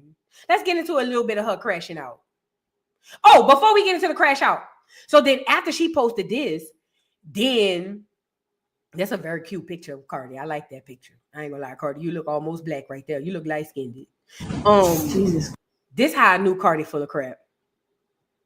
Guess who else used to buy flowers like this? Offset. Remember, Offset used to be at the bottom of the stairs like this. Every time, remember on Monday, she'll come online. I fucking hate you! Offset, you a bum ass nigga! And Barney gang, I hate y'all niggas too! Because y'all always bringing it up. I hate you! I'm getting a divorce! And just because Offset cheated on me again, I'm never giving you another album! I hate Barney gang! I hate Offset! Remember she do that on Monday, then on Tuesday, she be on here quiet, then on Wednesday, Offset be at the bottom of the stairs like this to give her all the flowers. This the same flowers Offset be at the bottom of the stairs with. Now I'm asking a question. This is just a question. I don't know. I'm just asking. Did Offset buy them flowers or did you, bitch? Because it looked like the same flowers keep reappearing. Is it me? It looked like the same bouquet of flowers keep reappearing. And this how you know it's cap. And I'm telling you from a black woman who's used to a black man buying her flowers. My daddy. And plus my ex-baby daddy used to buy me flowers too. But my daddy buy my mama flowers to this day. And they've been married 41 years in July. To this day, my daddy still buy my mama flowers. This is something I learned about men who buy flowers. They don't buy the same flowers. First of all men don't even think to buy you flowers. Then secondly, if they do buy you flowers, you're not, the two men are not going to pick up the same bouquet of flowers. They're just not. First of all, most men don't even know how to buy flowers. But even if they do, it's very, very, very rare that both these men who don't know each other, who don't hang out with each other, who don't deal with each other, know how to buy and what flowers to buy whenever she's upset. Okay? So with that being said, it's giving to me, this is just what it's giving, that Cardi bought these flowers because this the same way Offset used to be looking at the bottom of the stairs like this.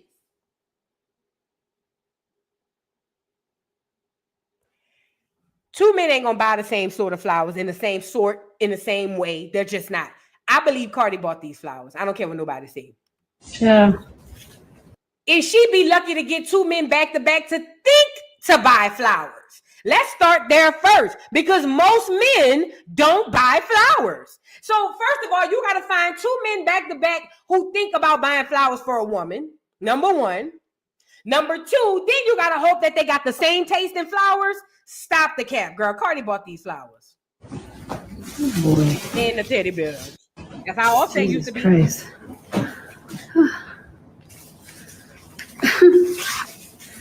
Yeah. Oh boy. Jesus Christ. Look.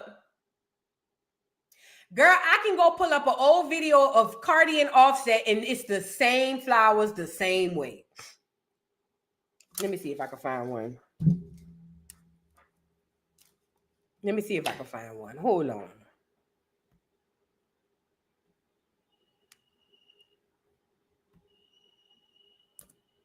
The same flowers the exact same way. No cap.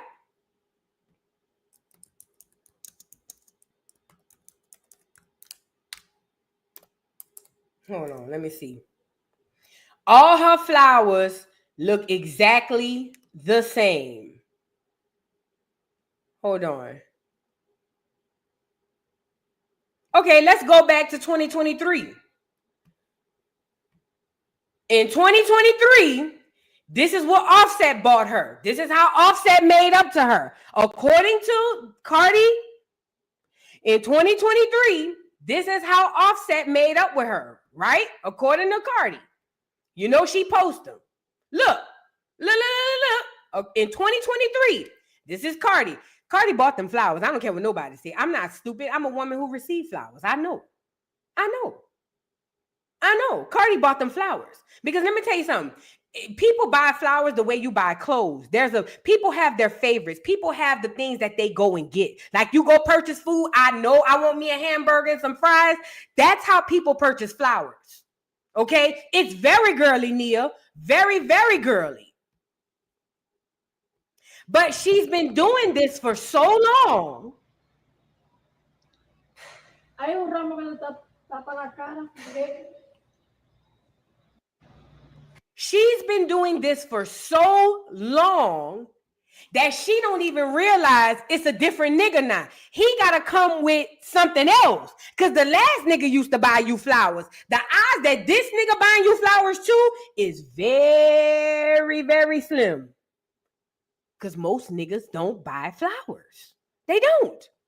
But let's just say he do buy flowers.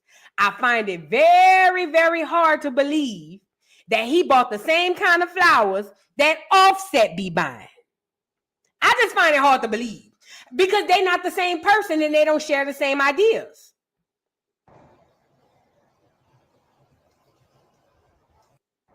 Girl.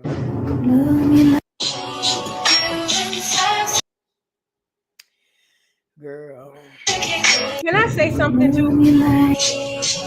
First of all, the glow up on Cardi should be studied because Cardi looked at a hot ass mess back when she was on the gram and on Love and Hip Hop. Let's start that first. She looked at a hot ass mess. Cardi looked like a ghetto, crowded mouth. You feel what I'm saying? The glow up is lit. But can I say this? And I might be wrong, but I feel like the glow up is too much. It's so much to where it doesn't look real. Does that make sense? Meaning, of course, if Cardi has a show, if she's doing something, then of course, this is the Cardi you're going to get. But everyday, regular, schmegular, everyday Cardi don't look like that.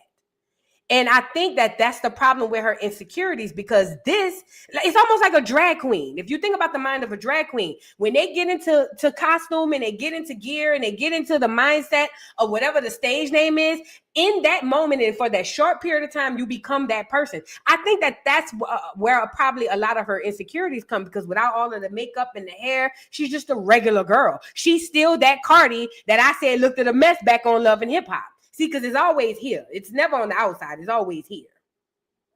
You see what I'm saying?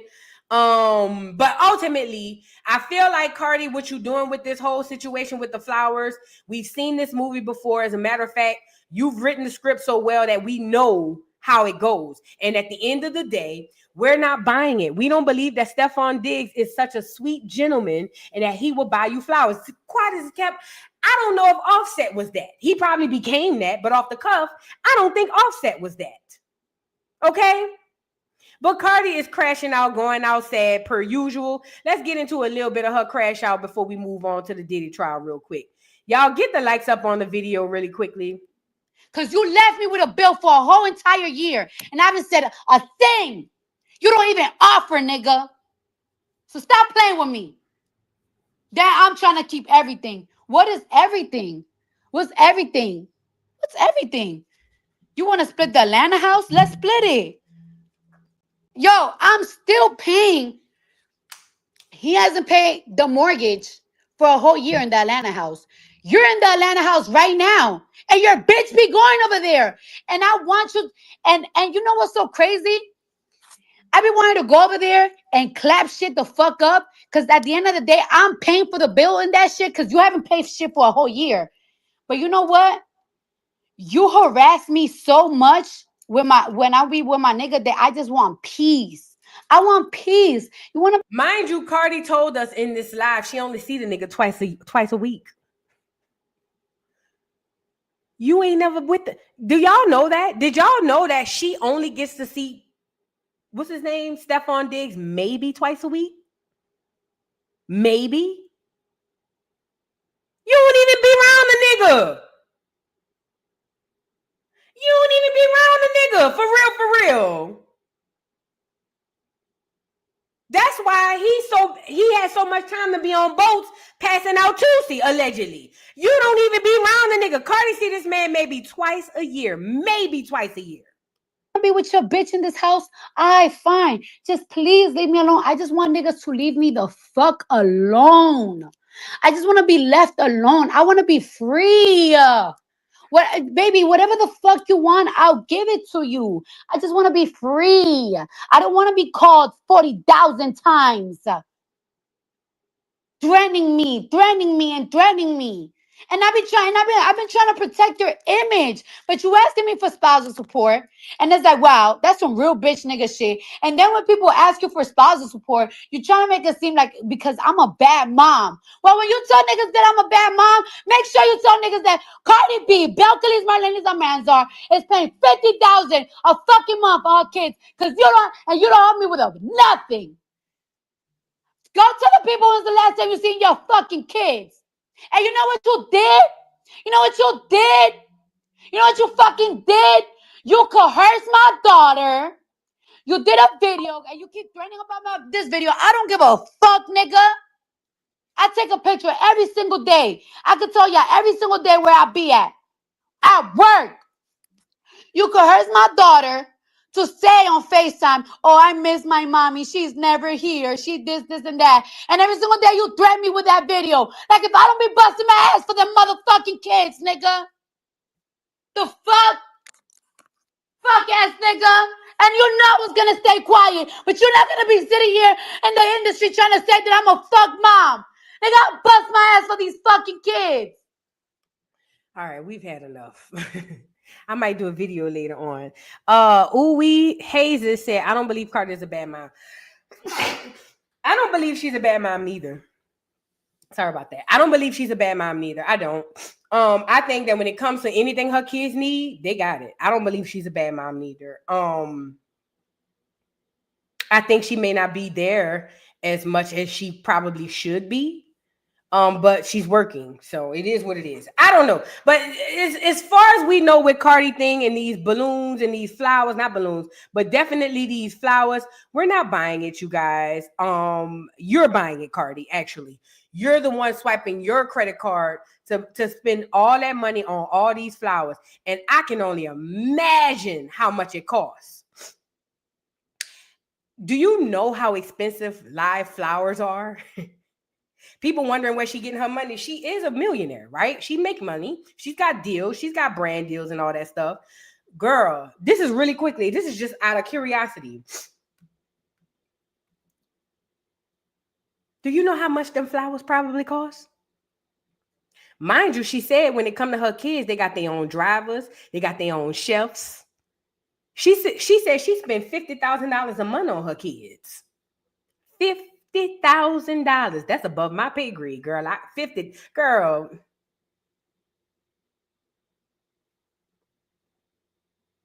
But Cardi is one of those people, in my opinion, who lives her life on social media. Cardi lives for what it looks like on social media. So, person like that would buy a whole bunch of flowers and have them all hanging out and make it seem like it's something that is not. Of course they would. Of course they would. Of course, because they live their lives for social media. But at the end of the day, we'll be following this Cardi and Offset drama. And if you're waiting on the album and you Barty gang, Tough Titty said the kitty, but the milk was dry. Wait another 3 years. I heard that whack ass sample she gave out of this new song she trying to drop. Trash, in my Bubba Dub voice. Trash. That shit trash. Horrible. Horribly. It's horrible. It's horrible. I heard it. It's got a fire beat, but that's it. I'm so tired of her. I'm so tired. Cut my coochie on the lock. My coochie on the block. Oh, because I tell the nigga I don't want to know more. I'm moving on. My coochie. Because my coochie is Dominican and my mouth is nigga. Oh, my coochie. And the nigga left to eat it up and sop it up with a biscuit. My coochie. Wop. My coochie. Wop.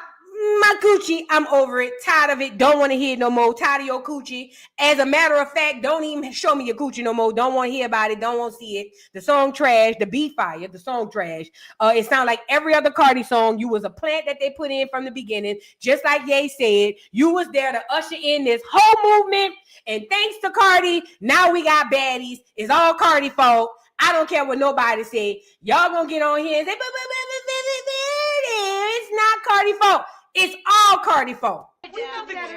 It's all yours. voice of the family. Can't you see that? It's Cardi fault.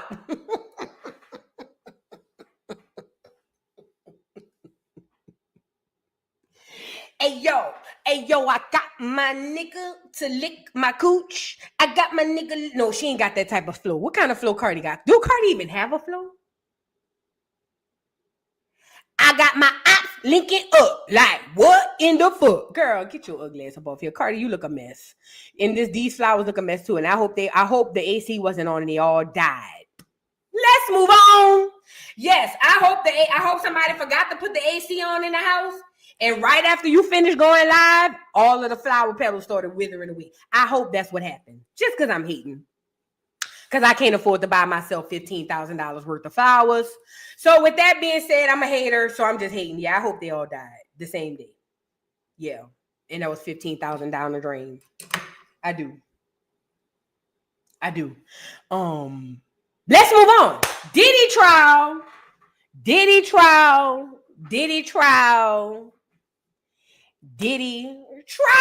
girl. Let me say this. Girl, I washed this hair and tried to blow dry it. Girl, I'm about to take this out and put my braids back in. I'm over it. I'm tired of hell, bitch. I'm about to put my braids back in. I was trying to give my edges a little breather, but girl, I think they done breathe. Girl, my edges on them braids, girl. On them heavy braids, my edges was going, if I never feel you in my arms again, then I never make love to you once again. Please. Them bitches was saying, then I'll never be able to breathe again. That I shall never breathe again. That's what my edges was saying, but I think they breathing. I gotta put the braids back in, bitch. I'm tired. I'm tired of flat ironing, girl. I'm tired of washing, bitch. I'm tired. I'm about to put them braids back in, bitch. Y'all about to see me back to the old voodoo. Braids down to the booty. Coming back, girl, please. I wanted to try to be cute, do a little hair. You feel what I'm saying? But the hair is too much. It's too much. I'll be back to the braids. Where was I going? Oh, Diddy in the trial. Okay. So, girl, let's start with lying ass Mia. I'm gonna do Mia, then we're gonna talk about the knot because I want to know. Out of curiosity, with this Mia character. Now, Mia is a Jane Doe. Mia is she's anonymous. Nobody's saying who she is, even though, oh yeah, I had found somebody had said allegedly. They say, I didn't say it. They say this is Mia. Hold on. I'm sorry. So when the rumors came out that Mia was testifying, people were coming out saying that they know who Mia is. They're saying that her name is Sarah Schneikender? Allegedly. They're trying to say that this is the girl Mia. Now, I don't know how true this is. Hold on. Let me reshare. Hold on. They're saying that this is the girl Mia. Hold on. Can y'all see that? I don't know if this is true. I don't really care. All I know is it's a clear woman on the stand line. And this is where the problem comes in. What is happening is we are allowing the courts to therapy and mental health this whole situation. And America, you will pay for it. Let me tell you why. Why, as a person with a degree in psychology, I understand that mental health and mental illness is real. I understand that there are a lot of people who need help, and I understand that there are a lot of people who are sick. But what I'm also seeing is a bunch of people who aren't suffering through these things, but using them for their own benefit. Now, with this Mia girl, Mia on the stand telling how Puff beat on her, R-worded her, and all that stuff. But the whole gag is allegedly, they're saying that she was over there texting Diddy, I love you, I want to be with you. Well, not I want to be with you, but I love you. Whole time she supposed to be friends with Cassie, but she slept with Diddy behind Cassie's back. Not only did she sleep with Diddy behind Cassie's back, and that's supposed to be her friend, she wanted to be with Diddy. I told y'all, every single person in this trial that gets up on this stand to say something against Diddy, every single one of them benefited from this. Everybody was there getting so-called abused, and everybody was cool with it until this happened. Now, the whole gag is, because this is how I translated it, Mia over there trying to play like she cared about Cassie and she was abused, but Mia was trying to take Cassie nigga. That's what I got. See, y'all go to the other channels if y'all want to hear the bull crap of, oh my God, well, we need to get a therapist in here to speak about how she may have made these decisions, because y'all go to the other people channel. I'm about to get y'all the real. She was trying to take Diddy from Cassie. She wanted that girl on Maine. That's why she slept with him and Cassie didn't know. That's also why every time Puff got mad, Puff told her, keep playing and I'm going to tell Cassie what you did. She was trying to take Diddy from Cassie. Like most clears, she thought that all she had to do was bust them legs wide open, suck that thing from the bike, and the nigga gonna leave the racially ambiguous girl for a glass of whole milk. But it didn't work like that. Because apparently from what it looks like, Diddy might frolic with a few clears, but for the most part, he like his women black or racially ambiguous with a touch of nigga on them. It seems to me like Mia, I don't believe Mia got R-worded at all. Mia was over there she slept with Diddy the one time and thought that she was going to get special treatment. She was going to get this, that, and the third because she had that little secret over Diddy's head or over Diddy, or she thought that this was that good that she could sleep with him and take that lady old man. Because it doesn't make sense. Mia on the stand talking about, he R-worded me. No, you don't understand.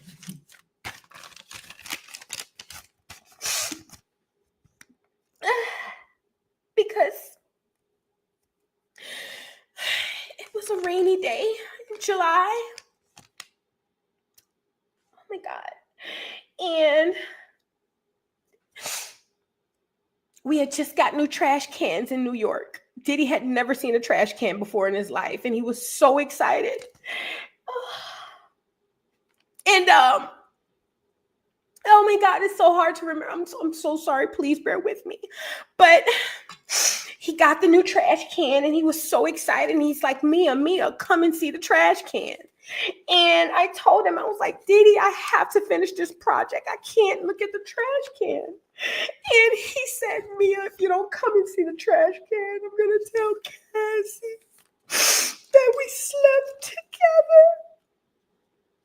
And even though I knew it was our word, I still just knew it would hurt and crush Cassie. So I just decided not to. I just went out and saw the trash can. I mean, he's really good friends with the mayor. He did a whole PSA on trash cans in New York. It's the first time we've ever seen him here. And I ended up dropping everything, and I missed my deadline to watch Diddy open the trash can. And, I really care for Cassie. I love Cass. She's my friend. I love her. We're like sisters, like conjoined twins. And I just, AUSA. Well, were you stuck there? Yes, I was stuck. Oh, really? Can you explain how you were stuck? Well, one day, Diddy decided to take out the trash. And he decided because he makes so much money, he shouldn't take it out. And so he asked me, and I told him, I said, Diddy, I can't take out the trash right now.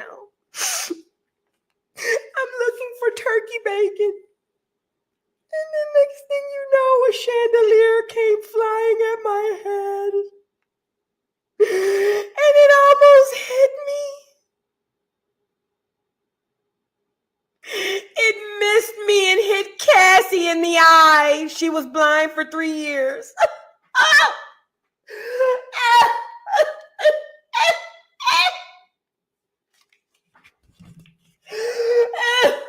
You guys, you don't understand. You don't get it. You don't get it.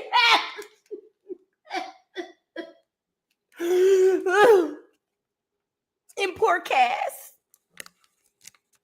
Poor Cass. She couldn't see for 3 years and she had to pretend for 3 whole years. Like she could see. Could you imagine? Oh my God. Girl, let me tell you something.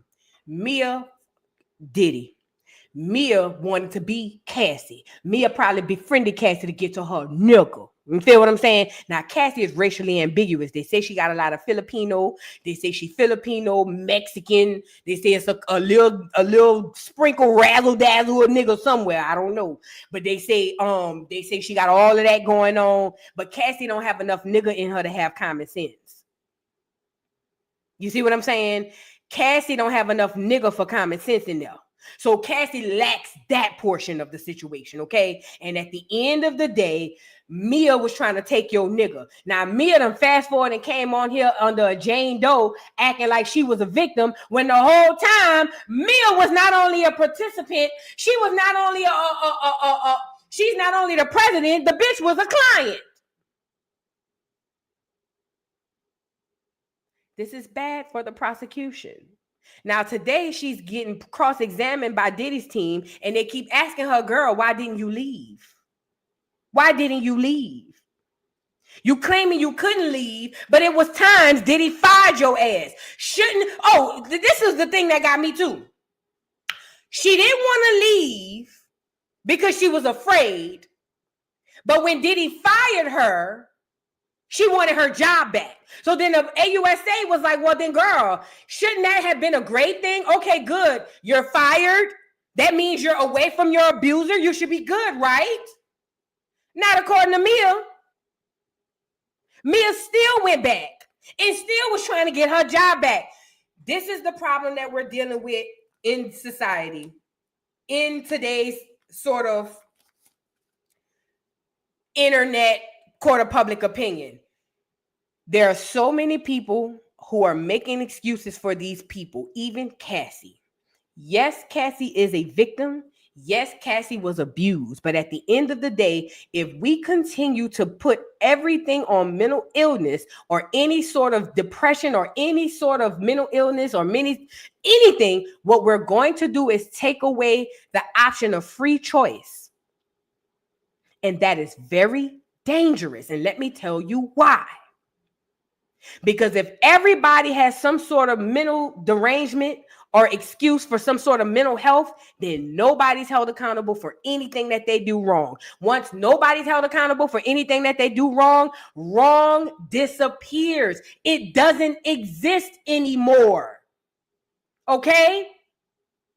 You guys are allowing people to tell you, to mental health you to death, and tell you that things like these, people making these horrible, heinous, disgusting decisions to do horrible, bad, disgusting things, you are allowing them to blame that on mental health, and that is going to take away accountability on the person and free will. So now you're going to say that these people are incapable of exercising free will. The moment you take away free will and the option to make decisions and choices, do you understand where you're setting yourself up to be? Do you understand what that does? You're fucking yourself, America. Black America. You don't even see it. The powers that be have us so stupid and slow. They are using us to do dirt to us, and we don't even see it. We don't even see it. We don't even see it because we so emotionally charged, so emotionally connected to these whack-ass, weird-ass celebrities, and that's Diddy, Cassie, Dawn, Gene Deal. That's all of them wacky and weird. All them niggas. Y'all are allowing the way you feel about fucking characters, because these are the character that sing, dance, act, play football. Those are characters. Y'all are allowing how you feel about a character of a motherfucker. It's messing up your brain. It's messing up your brain, and you don't even see it because how you feel. You emotionally charged. You worry about how you feel. You don't even see it. So now this whole trial is about mental health. Ain't nobody make no decisions. Nobody was a grown-ass man or a grown-ass woman looked at something and saw it was wrong and said, you know what? Regardless of me knowing it's wrong, it don't matter. I need this bread, or I need to be cool with Diddy, or I need to be cool. Nobody had that free will. Everybody was under some sort of abuse trance for all these years. It's lies, and y'all are allowing these people to use this mental health stuff, and it's to the detriment of society. Y'all don't understand what you are doing. I liked it better when the world didn't know about mental health. The world was a much better place when y'all thought mental health was stupid. I hate that everybody's on this mental health kick. When people thought mental health was a figment of your imagination, the world was a better place. Y'all are allowing these schools, this online stuff, and a bunch of these jobs and all these other places give you a bunch of bull crap as facts and make y'all think that that's how life works. If that's the case, every single person locked away in prison or jail should be released from some sort of mental health condition. Every single one of them. Do you know why? Because most people, this is why they have the prisoner pipeline situation, right? This is why the school bus looks like the prison bus. This is why the cafeteria at the school looks like the cafeteria at the prison. This is why the plates and the trays are the same at the school as the same way they is at the prison, because they understand. This is what the powers that be understand. They understand that I know by the time you about 8 or 9 if you're going to be a fucking prisoner. And how do they know that? The environment they put you in, the socioeconomic status that they put you in, the status, the economics, everything, the parents. This is how they know. They build in prisons depending on how your child doing the 3rd and 4th grade. So if your child in the 3rd and 4th grade and probably can't read, guess what? The man has probably already built his cell. So if you believe that all this whole trial is behind mental health, then every single person convicted, charged, arrested, locked down, whatever, they all need to be let out. Because I can promise you, if you had a psychologist or psychologists go through all of these prisons and talk to these prisoners, I don't care if they did the most horrible crime, I don't care if they did the smallest crime. If you go talk to each and every one of them, every single one of them have a story like these folks is telling you over here. Oh yeah, I knew it was wrong that Diddy shot that man, but it didn't matter because I was scared. Nigga, I don't give a how scared you was. If you robbed the bank with Mimo and them, and when Mimo go to jail, your ass is going too. What judge gonna sit in front of you and say, oh, well, how did you feel? Walk me through how it felt when Mimo asked you to be the driver. Nowhere does that happen. What's happening with the Diddy trial is you guys, and I'm saying you guys because I see the same comments over and over. Everybody copying and pasting. I see the same comments over and over. What is happening is we are allowing what we know about mental health. We are allowing that to abuse the judicial system. That is a huge problem. America, you will pay for this. Black America, you will pay more. You will pay even more gravely and more deadly. You know why? Because you already the most locked up, the most incarcerated, the most pulled over, the most in court, the most getting tickets, the most, all of that. You already at the top of the list of the people who get screwed over the most. So now, because you don't like Diddy, and for some odd reason you fell in love with Cassie, the bitch ain't had a hit since a hit had her. Let's talk about it. So because you don't like Diddy, because the internet told you not to no more, and now you like Cassie, and because you emotionally charged, and you want to see Diddy on his knees, and I want to see the dick in the dirt too. Let's really be clear about it. But you don't understand what you are doing to you, the person next to you, your kids, your neighbors, your family, and your friends. Because now what you're doing is setting a precedent. I was one of those people who were rooting for R. Kelly to go away too. I regret that. Not because he's not wrong, not because he's not a monster. He should go away for that. But the way that they tried that case was fucked up. And that's why they're trying Diddy case like this. It's called case study. Okay? That's why when Cardi sued Tasha K, all them other lawsuits coming out the woodwork, right? It's because once it go over here, it can go over anywhere. So we done had the RICO thing tried on Kels. Kels get tried under RICO, but he the only one go to jail. That was crazy. Then now we moved to Diddy. Now they trying to say this wasn't even motivated by money. He was whipping people ass who could have just got up and left. He was whipping people ass, and that's the motive that they're saying that he used to run this empire. Kicking your ass. I ain't got to pay you to do it. I'm going to just whoop your ass and make you do it. That's what y'all trying to get me to believe?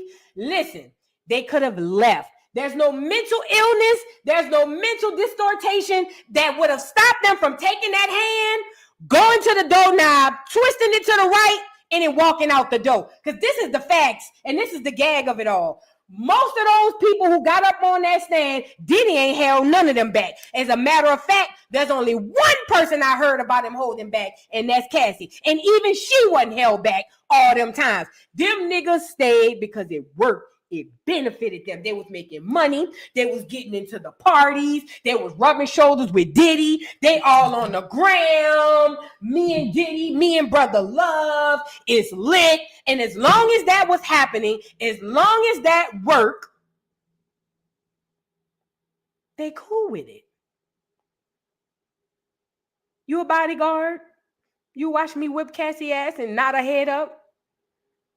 You getting paid, right? Yeah. Okay, mind your motherfucking business. Oh, you a friend of Cassie? Oh, I hired you to come over here and do X, Y, and Z? Who cares if I knock that whole head between the washing machine and dryer? You getting paid, right? Oh, well, yeah. You coming to the party? Yeah. Okay, well, shut the fuck up. That's what was happening. I see you, Catherine. Yes, that's what happened. None of these people were forced to stay around Diddy. Only ones that I can give that has some sort of forcement around them or forcing to stay around them is Cassie and damn Kim Porter. Everybody else, and even at some points in time, Cassie could have walked out the door, just like she did when she found her husband, correct? Am I wrong? Put a 1 in the chat if Cassie walked out the door when she got her husband. Put a 2 in the chat if she had to fight Diddy to get out of there.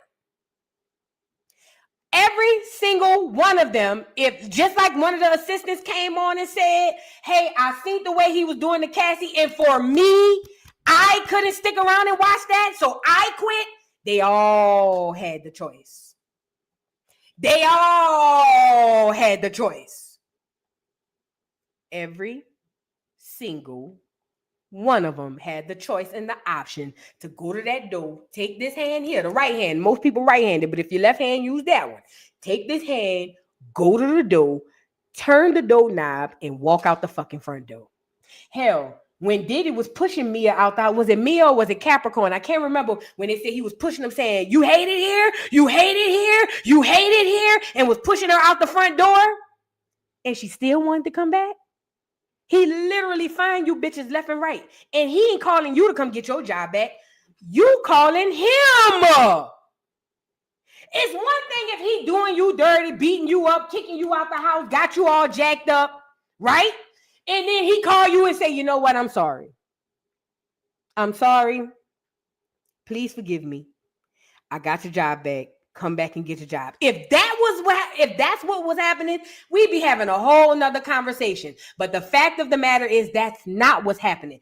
Diddy is literally doing any and everything he can to show these hoes, you bitches is expendable. And they keep coming back. I don't feel sorry for none of them. I don't even feel sorry for Cassie. I'm gonna be honest. I was gonna lie, but I ain't gonna lie. I don't feel sorry for Cassie. I don't. That bitch made off like a fat rat. That bitch got $30 million. I done got my ass whipped for free. I don't feel sorry for the Cass. Now, if you a huge Cassie fan and all you know is the one song, Me and You, and now all of a sudden, woe is victim Cassie, oh, this, that, and the third, and this triggers you, you should probably leave because I don't give a about Cassie, Dawn, Mia, Gene Deal, Jagala, Ballhead Jag. I don't give a damn about none of them. I don't give a damn.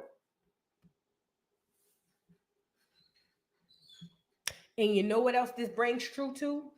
The scripture. I'm glad you put this up, Reese. It brings true to the scripture. The scripture tell you, for the love. See, y'all just be repeating stuff y'all hear. They say money is root of all evil. Cap, because you need money. It's the love of money that is the root, the beginning, the core, the genesis. That's the root of all evil, meaning if you chase a bag or you follow the money, guess what you're going to run right into, duck, duck, goose? Guess what you're going to run into? Guess. Take a guess. That's why I always despise people who chase the bag, because I just be thinking in my head, girl, what is you chasing for? The money gonna come. The moment you stop giving a damn about money, I swear to God, it just falls out of nowhere. But the love for the love of money is the root of all evil. Diddy is that root. If you love money or you love Diddy, then guess what? You're probably gonna go down that route or down that road behind Diddy because you're chasing the money. It's the love of money. I don't feel bad for nobody. The only people I feel bad are the artists. If you are not an artist and you weren't screwed over by Diddy financially, oh, and Natanya Rubin, I feel bad for her. She was shot in the face. Everybody else and anybody else who was affected at that nightclub thing, anybody else who falls under employee or fell under an employee of Diddy, I don't give two mother plucks about your abuse because it's all cap. 99.9% of you niggas is lying on this internet and on that stand trying to get your case off because most of y'all already got lawsuits and settlements and all of that. Most of y'all already got lawsuits and settlements. Some of y'all fighting after another one. The fact of the matter is, all you niggas are opportunists who's coming up here on this stand trying to finally get Diddy because right now he's getting jumped. Y'all want to try to sneak your lick in, and I'm not buying it because I think all y'all should be getting jumped. All y'all should be going to jail. Cassie need to be on trial. Diddy need to be on trial. Dawn need to be on trial. Yeah, bitch, because Q told us you gave him the X. Bitch, I believe it because you were trying to be up here hiding last night. You was over there trying to be a part of the girl group. So I believe it. I believe Diddy told you, bitch. Yeah, you done. I believe Diddy said, here, get this to that nigga. Matter of fact, back it up. Can we talk? Can we talk? Can we talk? Let's talk. I'm about to say all the quiet parts out loud. I'm about to say all the quiet parts out loud.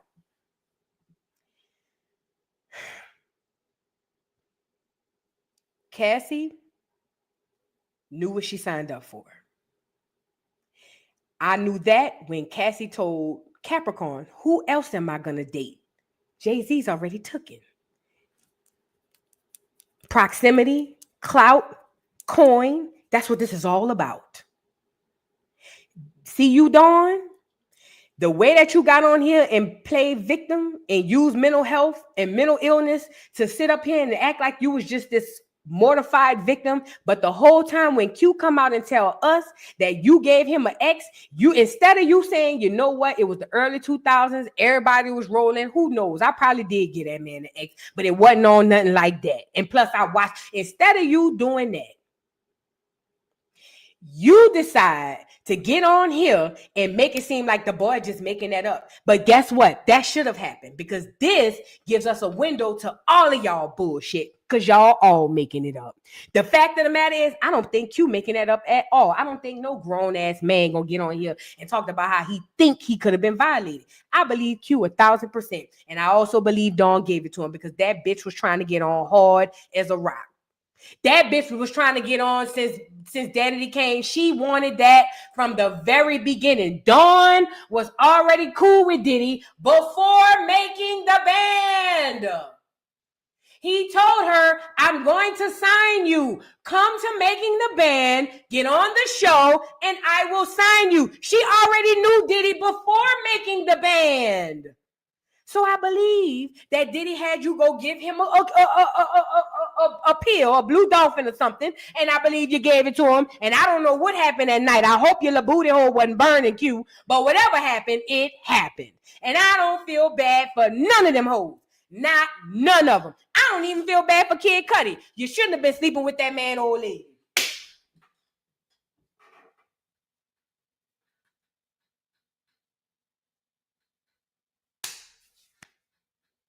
I don't feel bad for Kid Cudi. You got money, buy another car, nigga. I don't feel bad. You knew Cassie was messing with Diddy. You knew it. You knew it. That's why when she called, she said the first words was what? He found out about us. Now, if she thought she was lying to you about being with Diddy, those words wouldn't have came out of her mouth. You knew she was fucking Diddy. You want behind Diddy, and he did what he had to do. It is what it is. I don't feel sorry for Kid Cudi. The car didn't blow up. And don't tell me this is too far, because you bitches done fought bitches behind your nigga like 90 going west. Broke people fight with their hands. Rich people fight with their money. You get it? Don't tell me Diddy went too far. Broke people fight with their hands. Rich people fight with their money. Instead of Diddy going out there and squaring up, he used his money. Same shit, different toilet. Flush it. Don't think you know better than Diddy because he put a Molotov cocktail inside the car. Was you better than him when you was flattening and was you flattening them girl tires? Was you better then when you flattened that girl tires when you found out she was messing with your old man and playing on your house phone? This is just a question. That's what broke people. We ain't got no money. So, of course, what can we do? Grab a little box cutter, go around the crib, pop. You feel what I'm saying? You feel me? If you know how to cut good, you know how to let the S. But if you don't, it's going to go pop. I learned that the first time I flattened the bitch tires. You feel what I'm saying? I had to learn the hard way. It's a technique to it. Okay? Only the real women who know how to flatten tires know what I'm talking about. But either way, it's the same thing. Yes, Kia car. If you have a Kia car, it's the same thing. It's just that they got money. So it looks differently. Did he die? Oh, okay. Let's move on. He ain't died, right? I don't feel sorry for him. I don't feel sorry for nothing. And Mia is a lying asshole. Mia with your lying ass. Mia should, you know what? Mia missing in action. That's why they got you on here. And she might throw the whole case. Now to the defense, they said they was trying to insert new evidence or whatever the case may be. They said they keep doing that. I don't know what's going on, but I'm going to tell you this. I don't know what's happening with this whole Mia thing right now. She's getting cross-examined by the defense, and they're tearing her a new one and tearing holes into all of her lies because she's on here lying like the rest of them did. It's just that Mia lying too much. She lying too hard. At least they did little white lies. She doing too much. But it is what it is. Mia is the ex-assistant who's on the stand today, who's Jane Doe. That's her name, Mia, under her Jane Doe. But anyways, this is all I'm saying to you, and it took me a while to think about this. it's the same things happening on Diddy's level than we have on our level. It just looks different because there's a financial difference there. I don't have enough money to set the girl car on fire who's sleeping with my nigga. You think I wouldn't though if I could? You bitches in this chat, I don't mean to call y'all bitches, but to the women in the chat, you mean to tell me if you, the first time you found out, the first time you were ever cheated on, think about it, or any time, whoever you was in love with, you mean to tell me it never crossed your mind to retaliate against that person and do something like key the car, flatten the tires, you feel what I'm saying? Put a little ketchup or sugar in the tank or something like that. That's what we do. That's how we roll. Diddy did the same thing.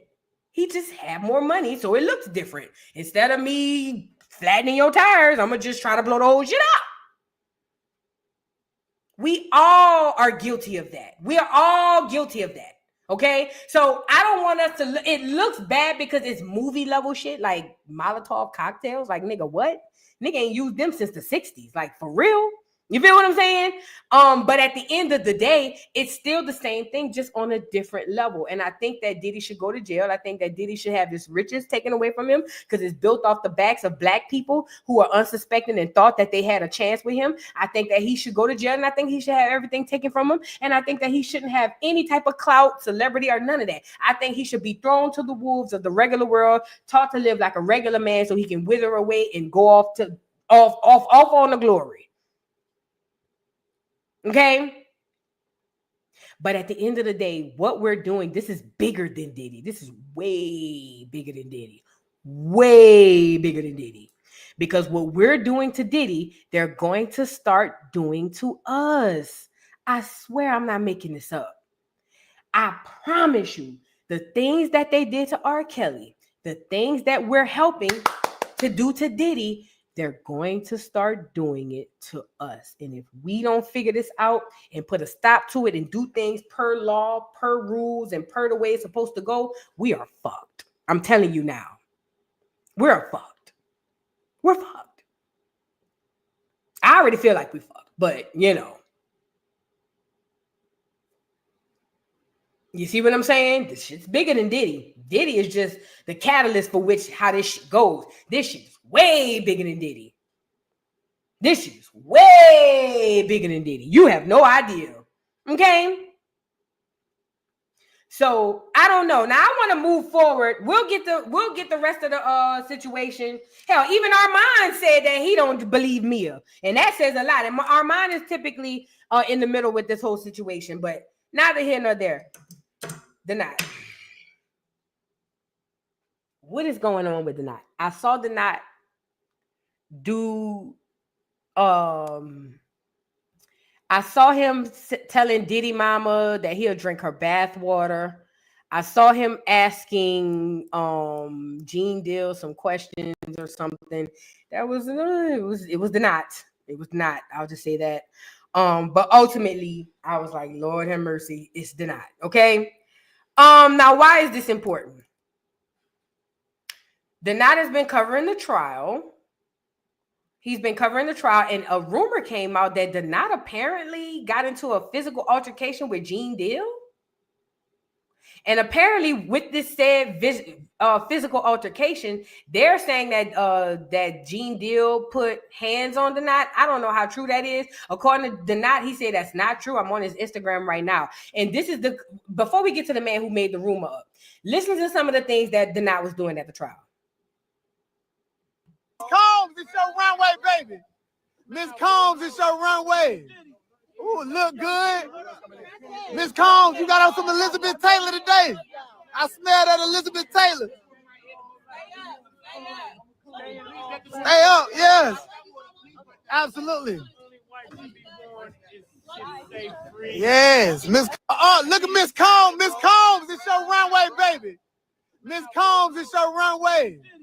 Ooh, look good. Miss Combs. Miss Combs, you so fine, girl. I would drink your bath water. I would drink your bath water, Miss Combs. Now, Miss Combs. Miss Combs, you is so beautiful.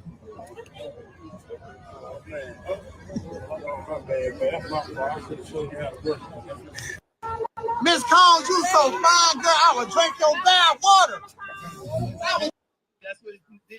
Hey, G, I talked to Randy Pittman last night, a white guy that said in 2004, you was at a party with P. Diddy and you held him down with 2 minor kids.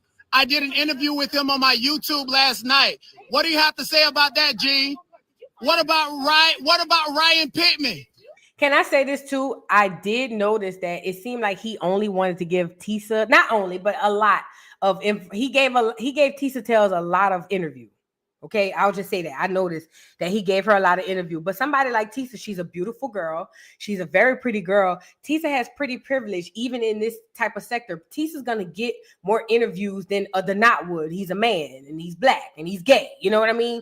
But I did notice that he always talking to Tisa Tells, but I rarely saw him talk about or talk to the Knot. But then the Knot was saying some crazy stuff, too. What about what you did to Ryan Pittman? What about Ryan Pittman, Gene Deal? I interviewed him last night.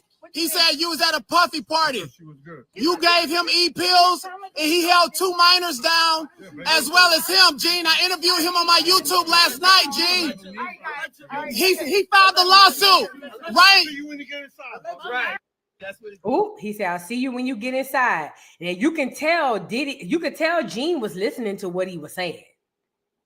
You can tell Gene was listening to everything he was saying. He was playing it off like he was ignoring them, but Gene heard everything the Knot said. That's why he said, I'll see you when you get inside. Now, this is probably what led up to the altercation, now that I'm thinking about it. Who knows, child? So according to the Knot, he interviewed a guy who said that him, Gene Deal, I guess, and Diddy was doing a freak off.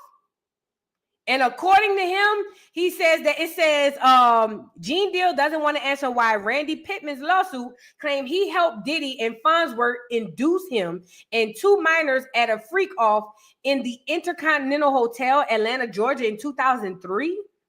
This is probably what had the altercation happen, if it was a physical altercation as well. So that's Farnsworth Bentley. Is this the man Randy? I want to say this is the man Randy. Yeah. This is the man Randy Pittman. And here's the lawsuit. Comes now your plaintiff Randy Dwayne Pittman, hereinafter referred to as Mr. Pittman, proceeding pro se, bring this complaint against Sean John Combs, professionally known as Diddy, and Derek Watkins, professionally known as Farnsworth Bentley, and represents unto this honorable court as follows. So it's Randy Dwayne Pittman against Sean John Combs, aka Puff Daddy, aka P. Diddy, aka Puffy, aka Diddy, Derek Watkins, aka Farnsworth Bentley. Well, this is the thing. So according to this lawsuit, it's saying that Farnsworth and Diddy did it. Where did Gene Deal come from? How did he get Gene? Maybe the interview. I haven't watched the interview, and I haven't been watching a lot of the Knot. But let's get into him confronting. So according to the Knot, this clear man right here, he's the one who started the rumor that he was knocked out. And according to the Knot, that did not happen. Let's get into it. Y'all get the likes up. Where's this white man at? Hey, sir. How you doing? I'm good. So what happened?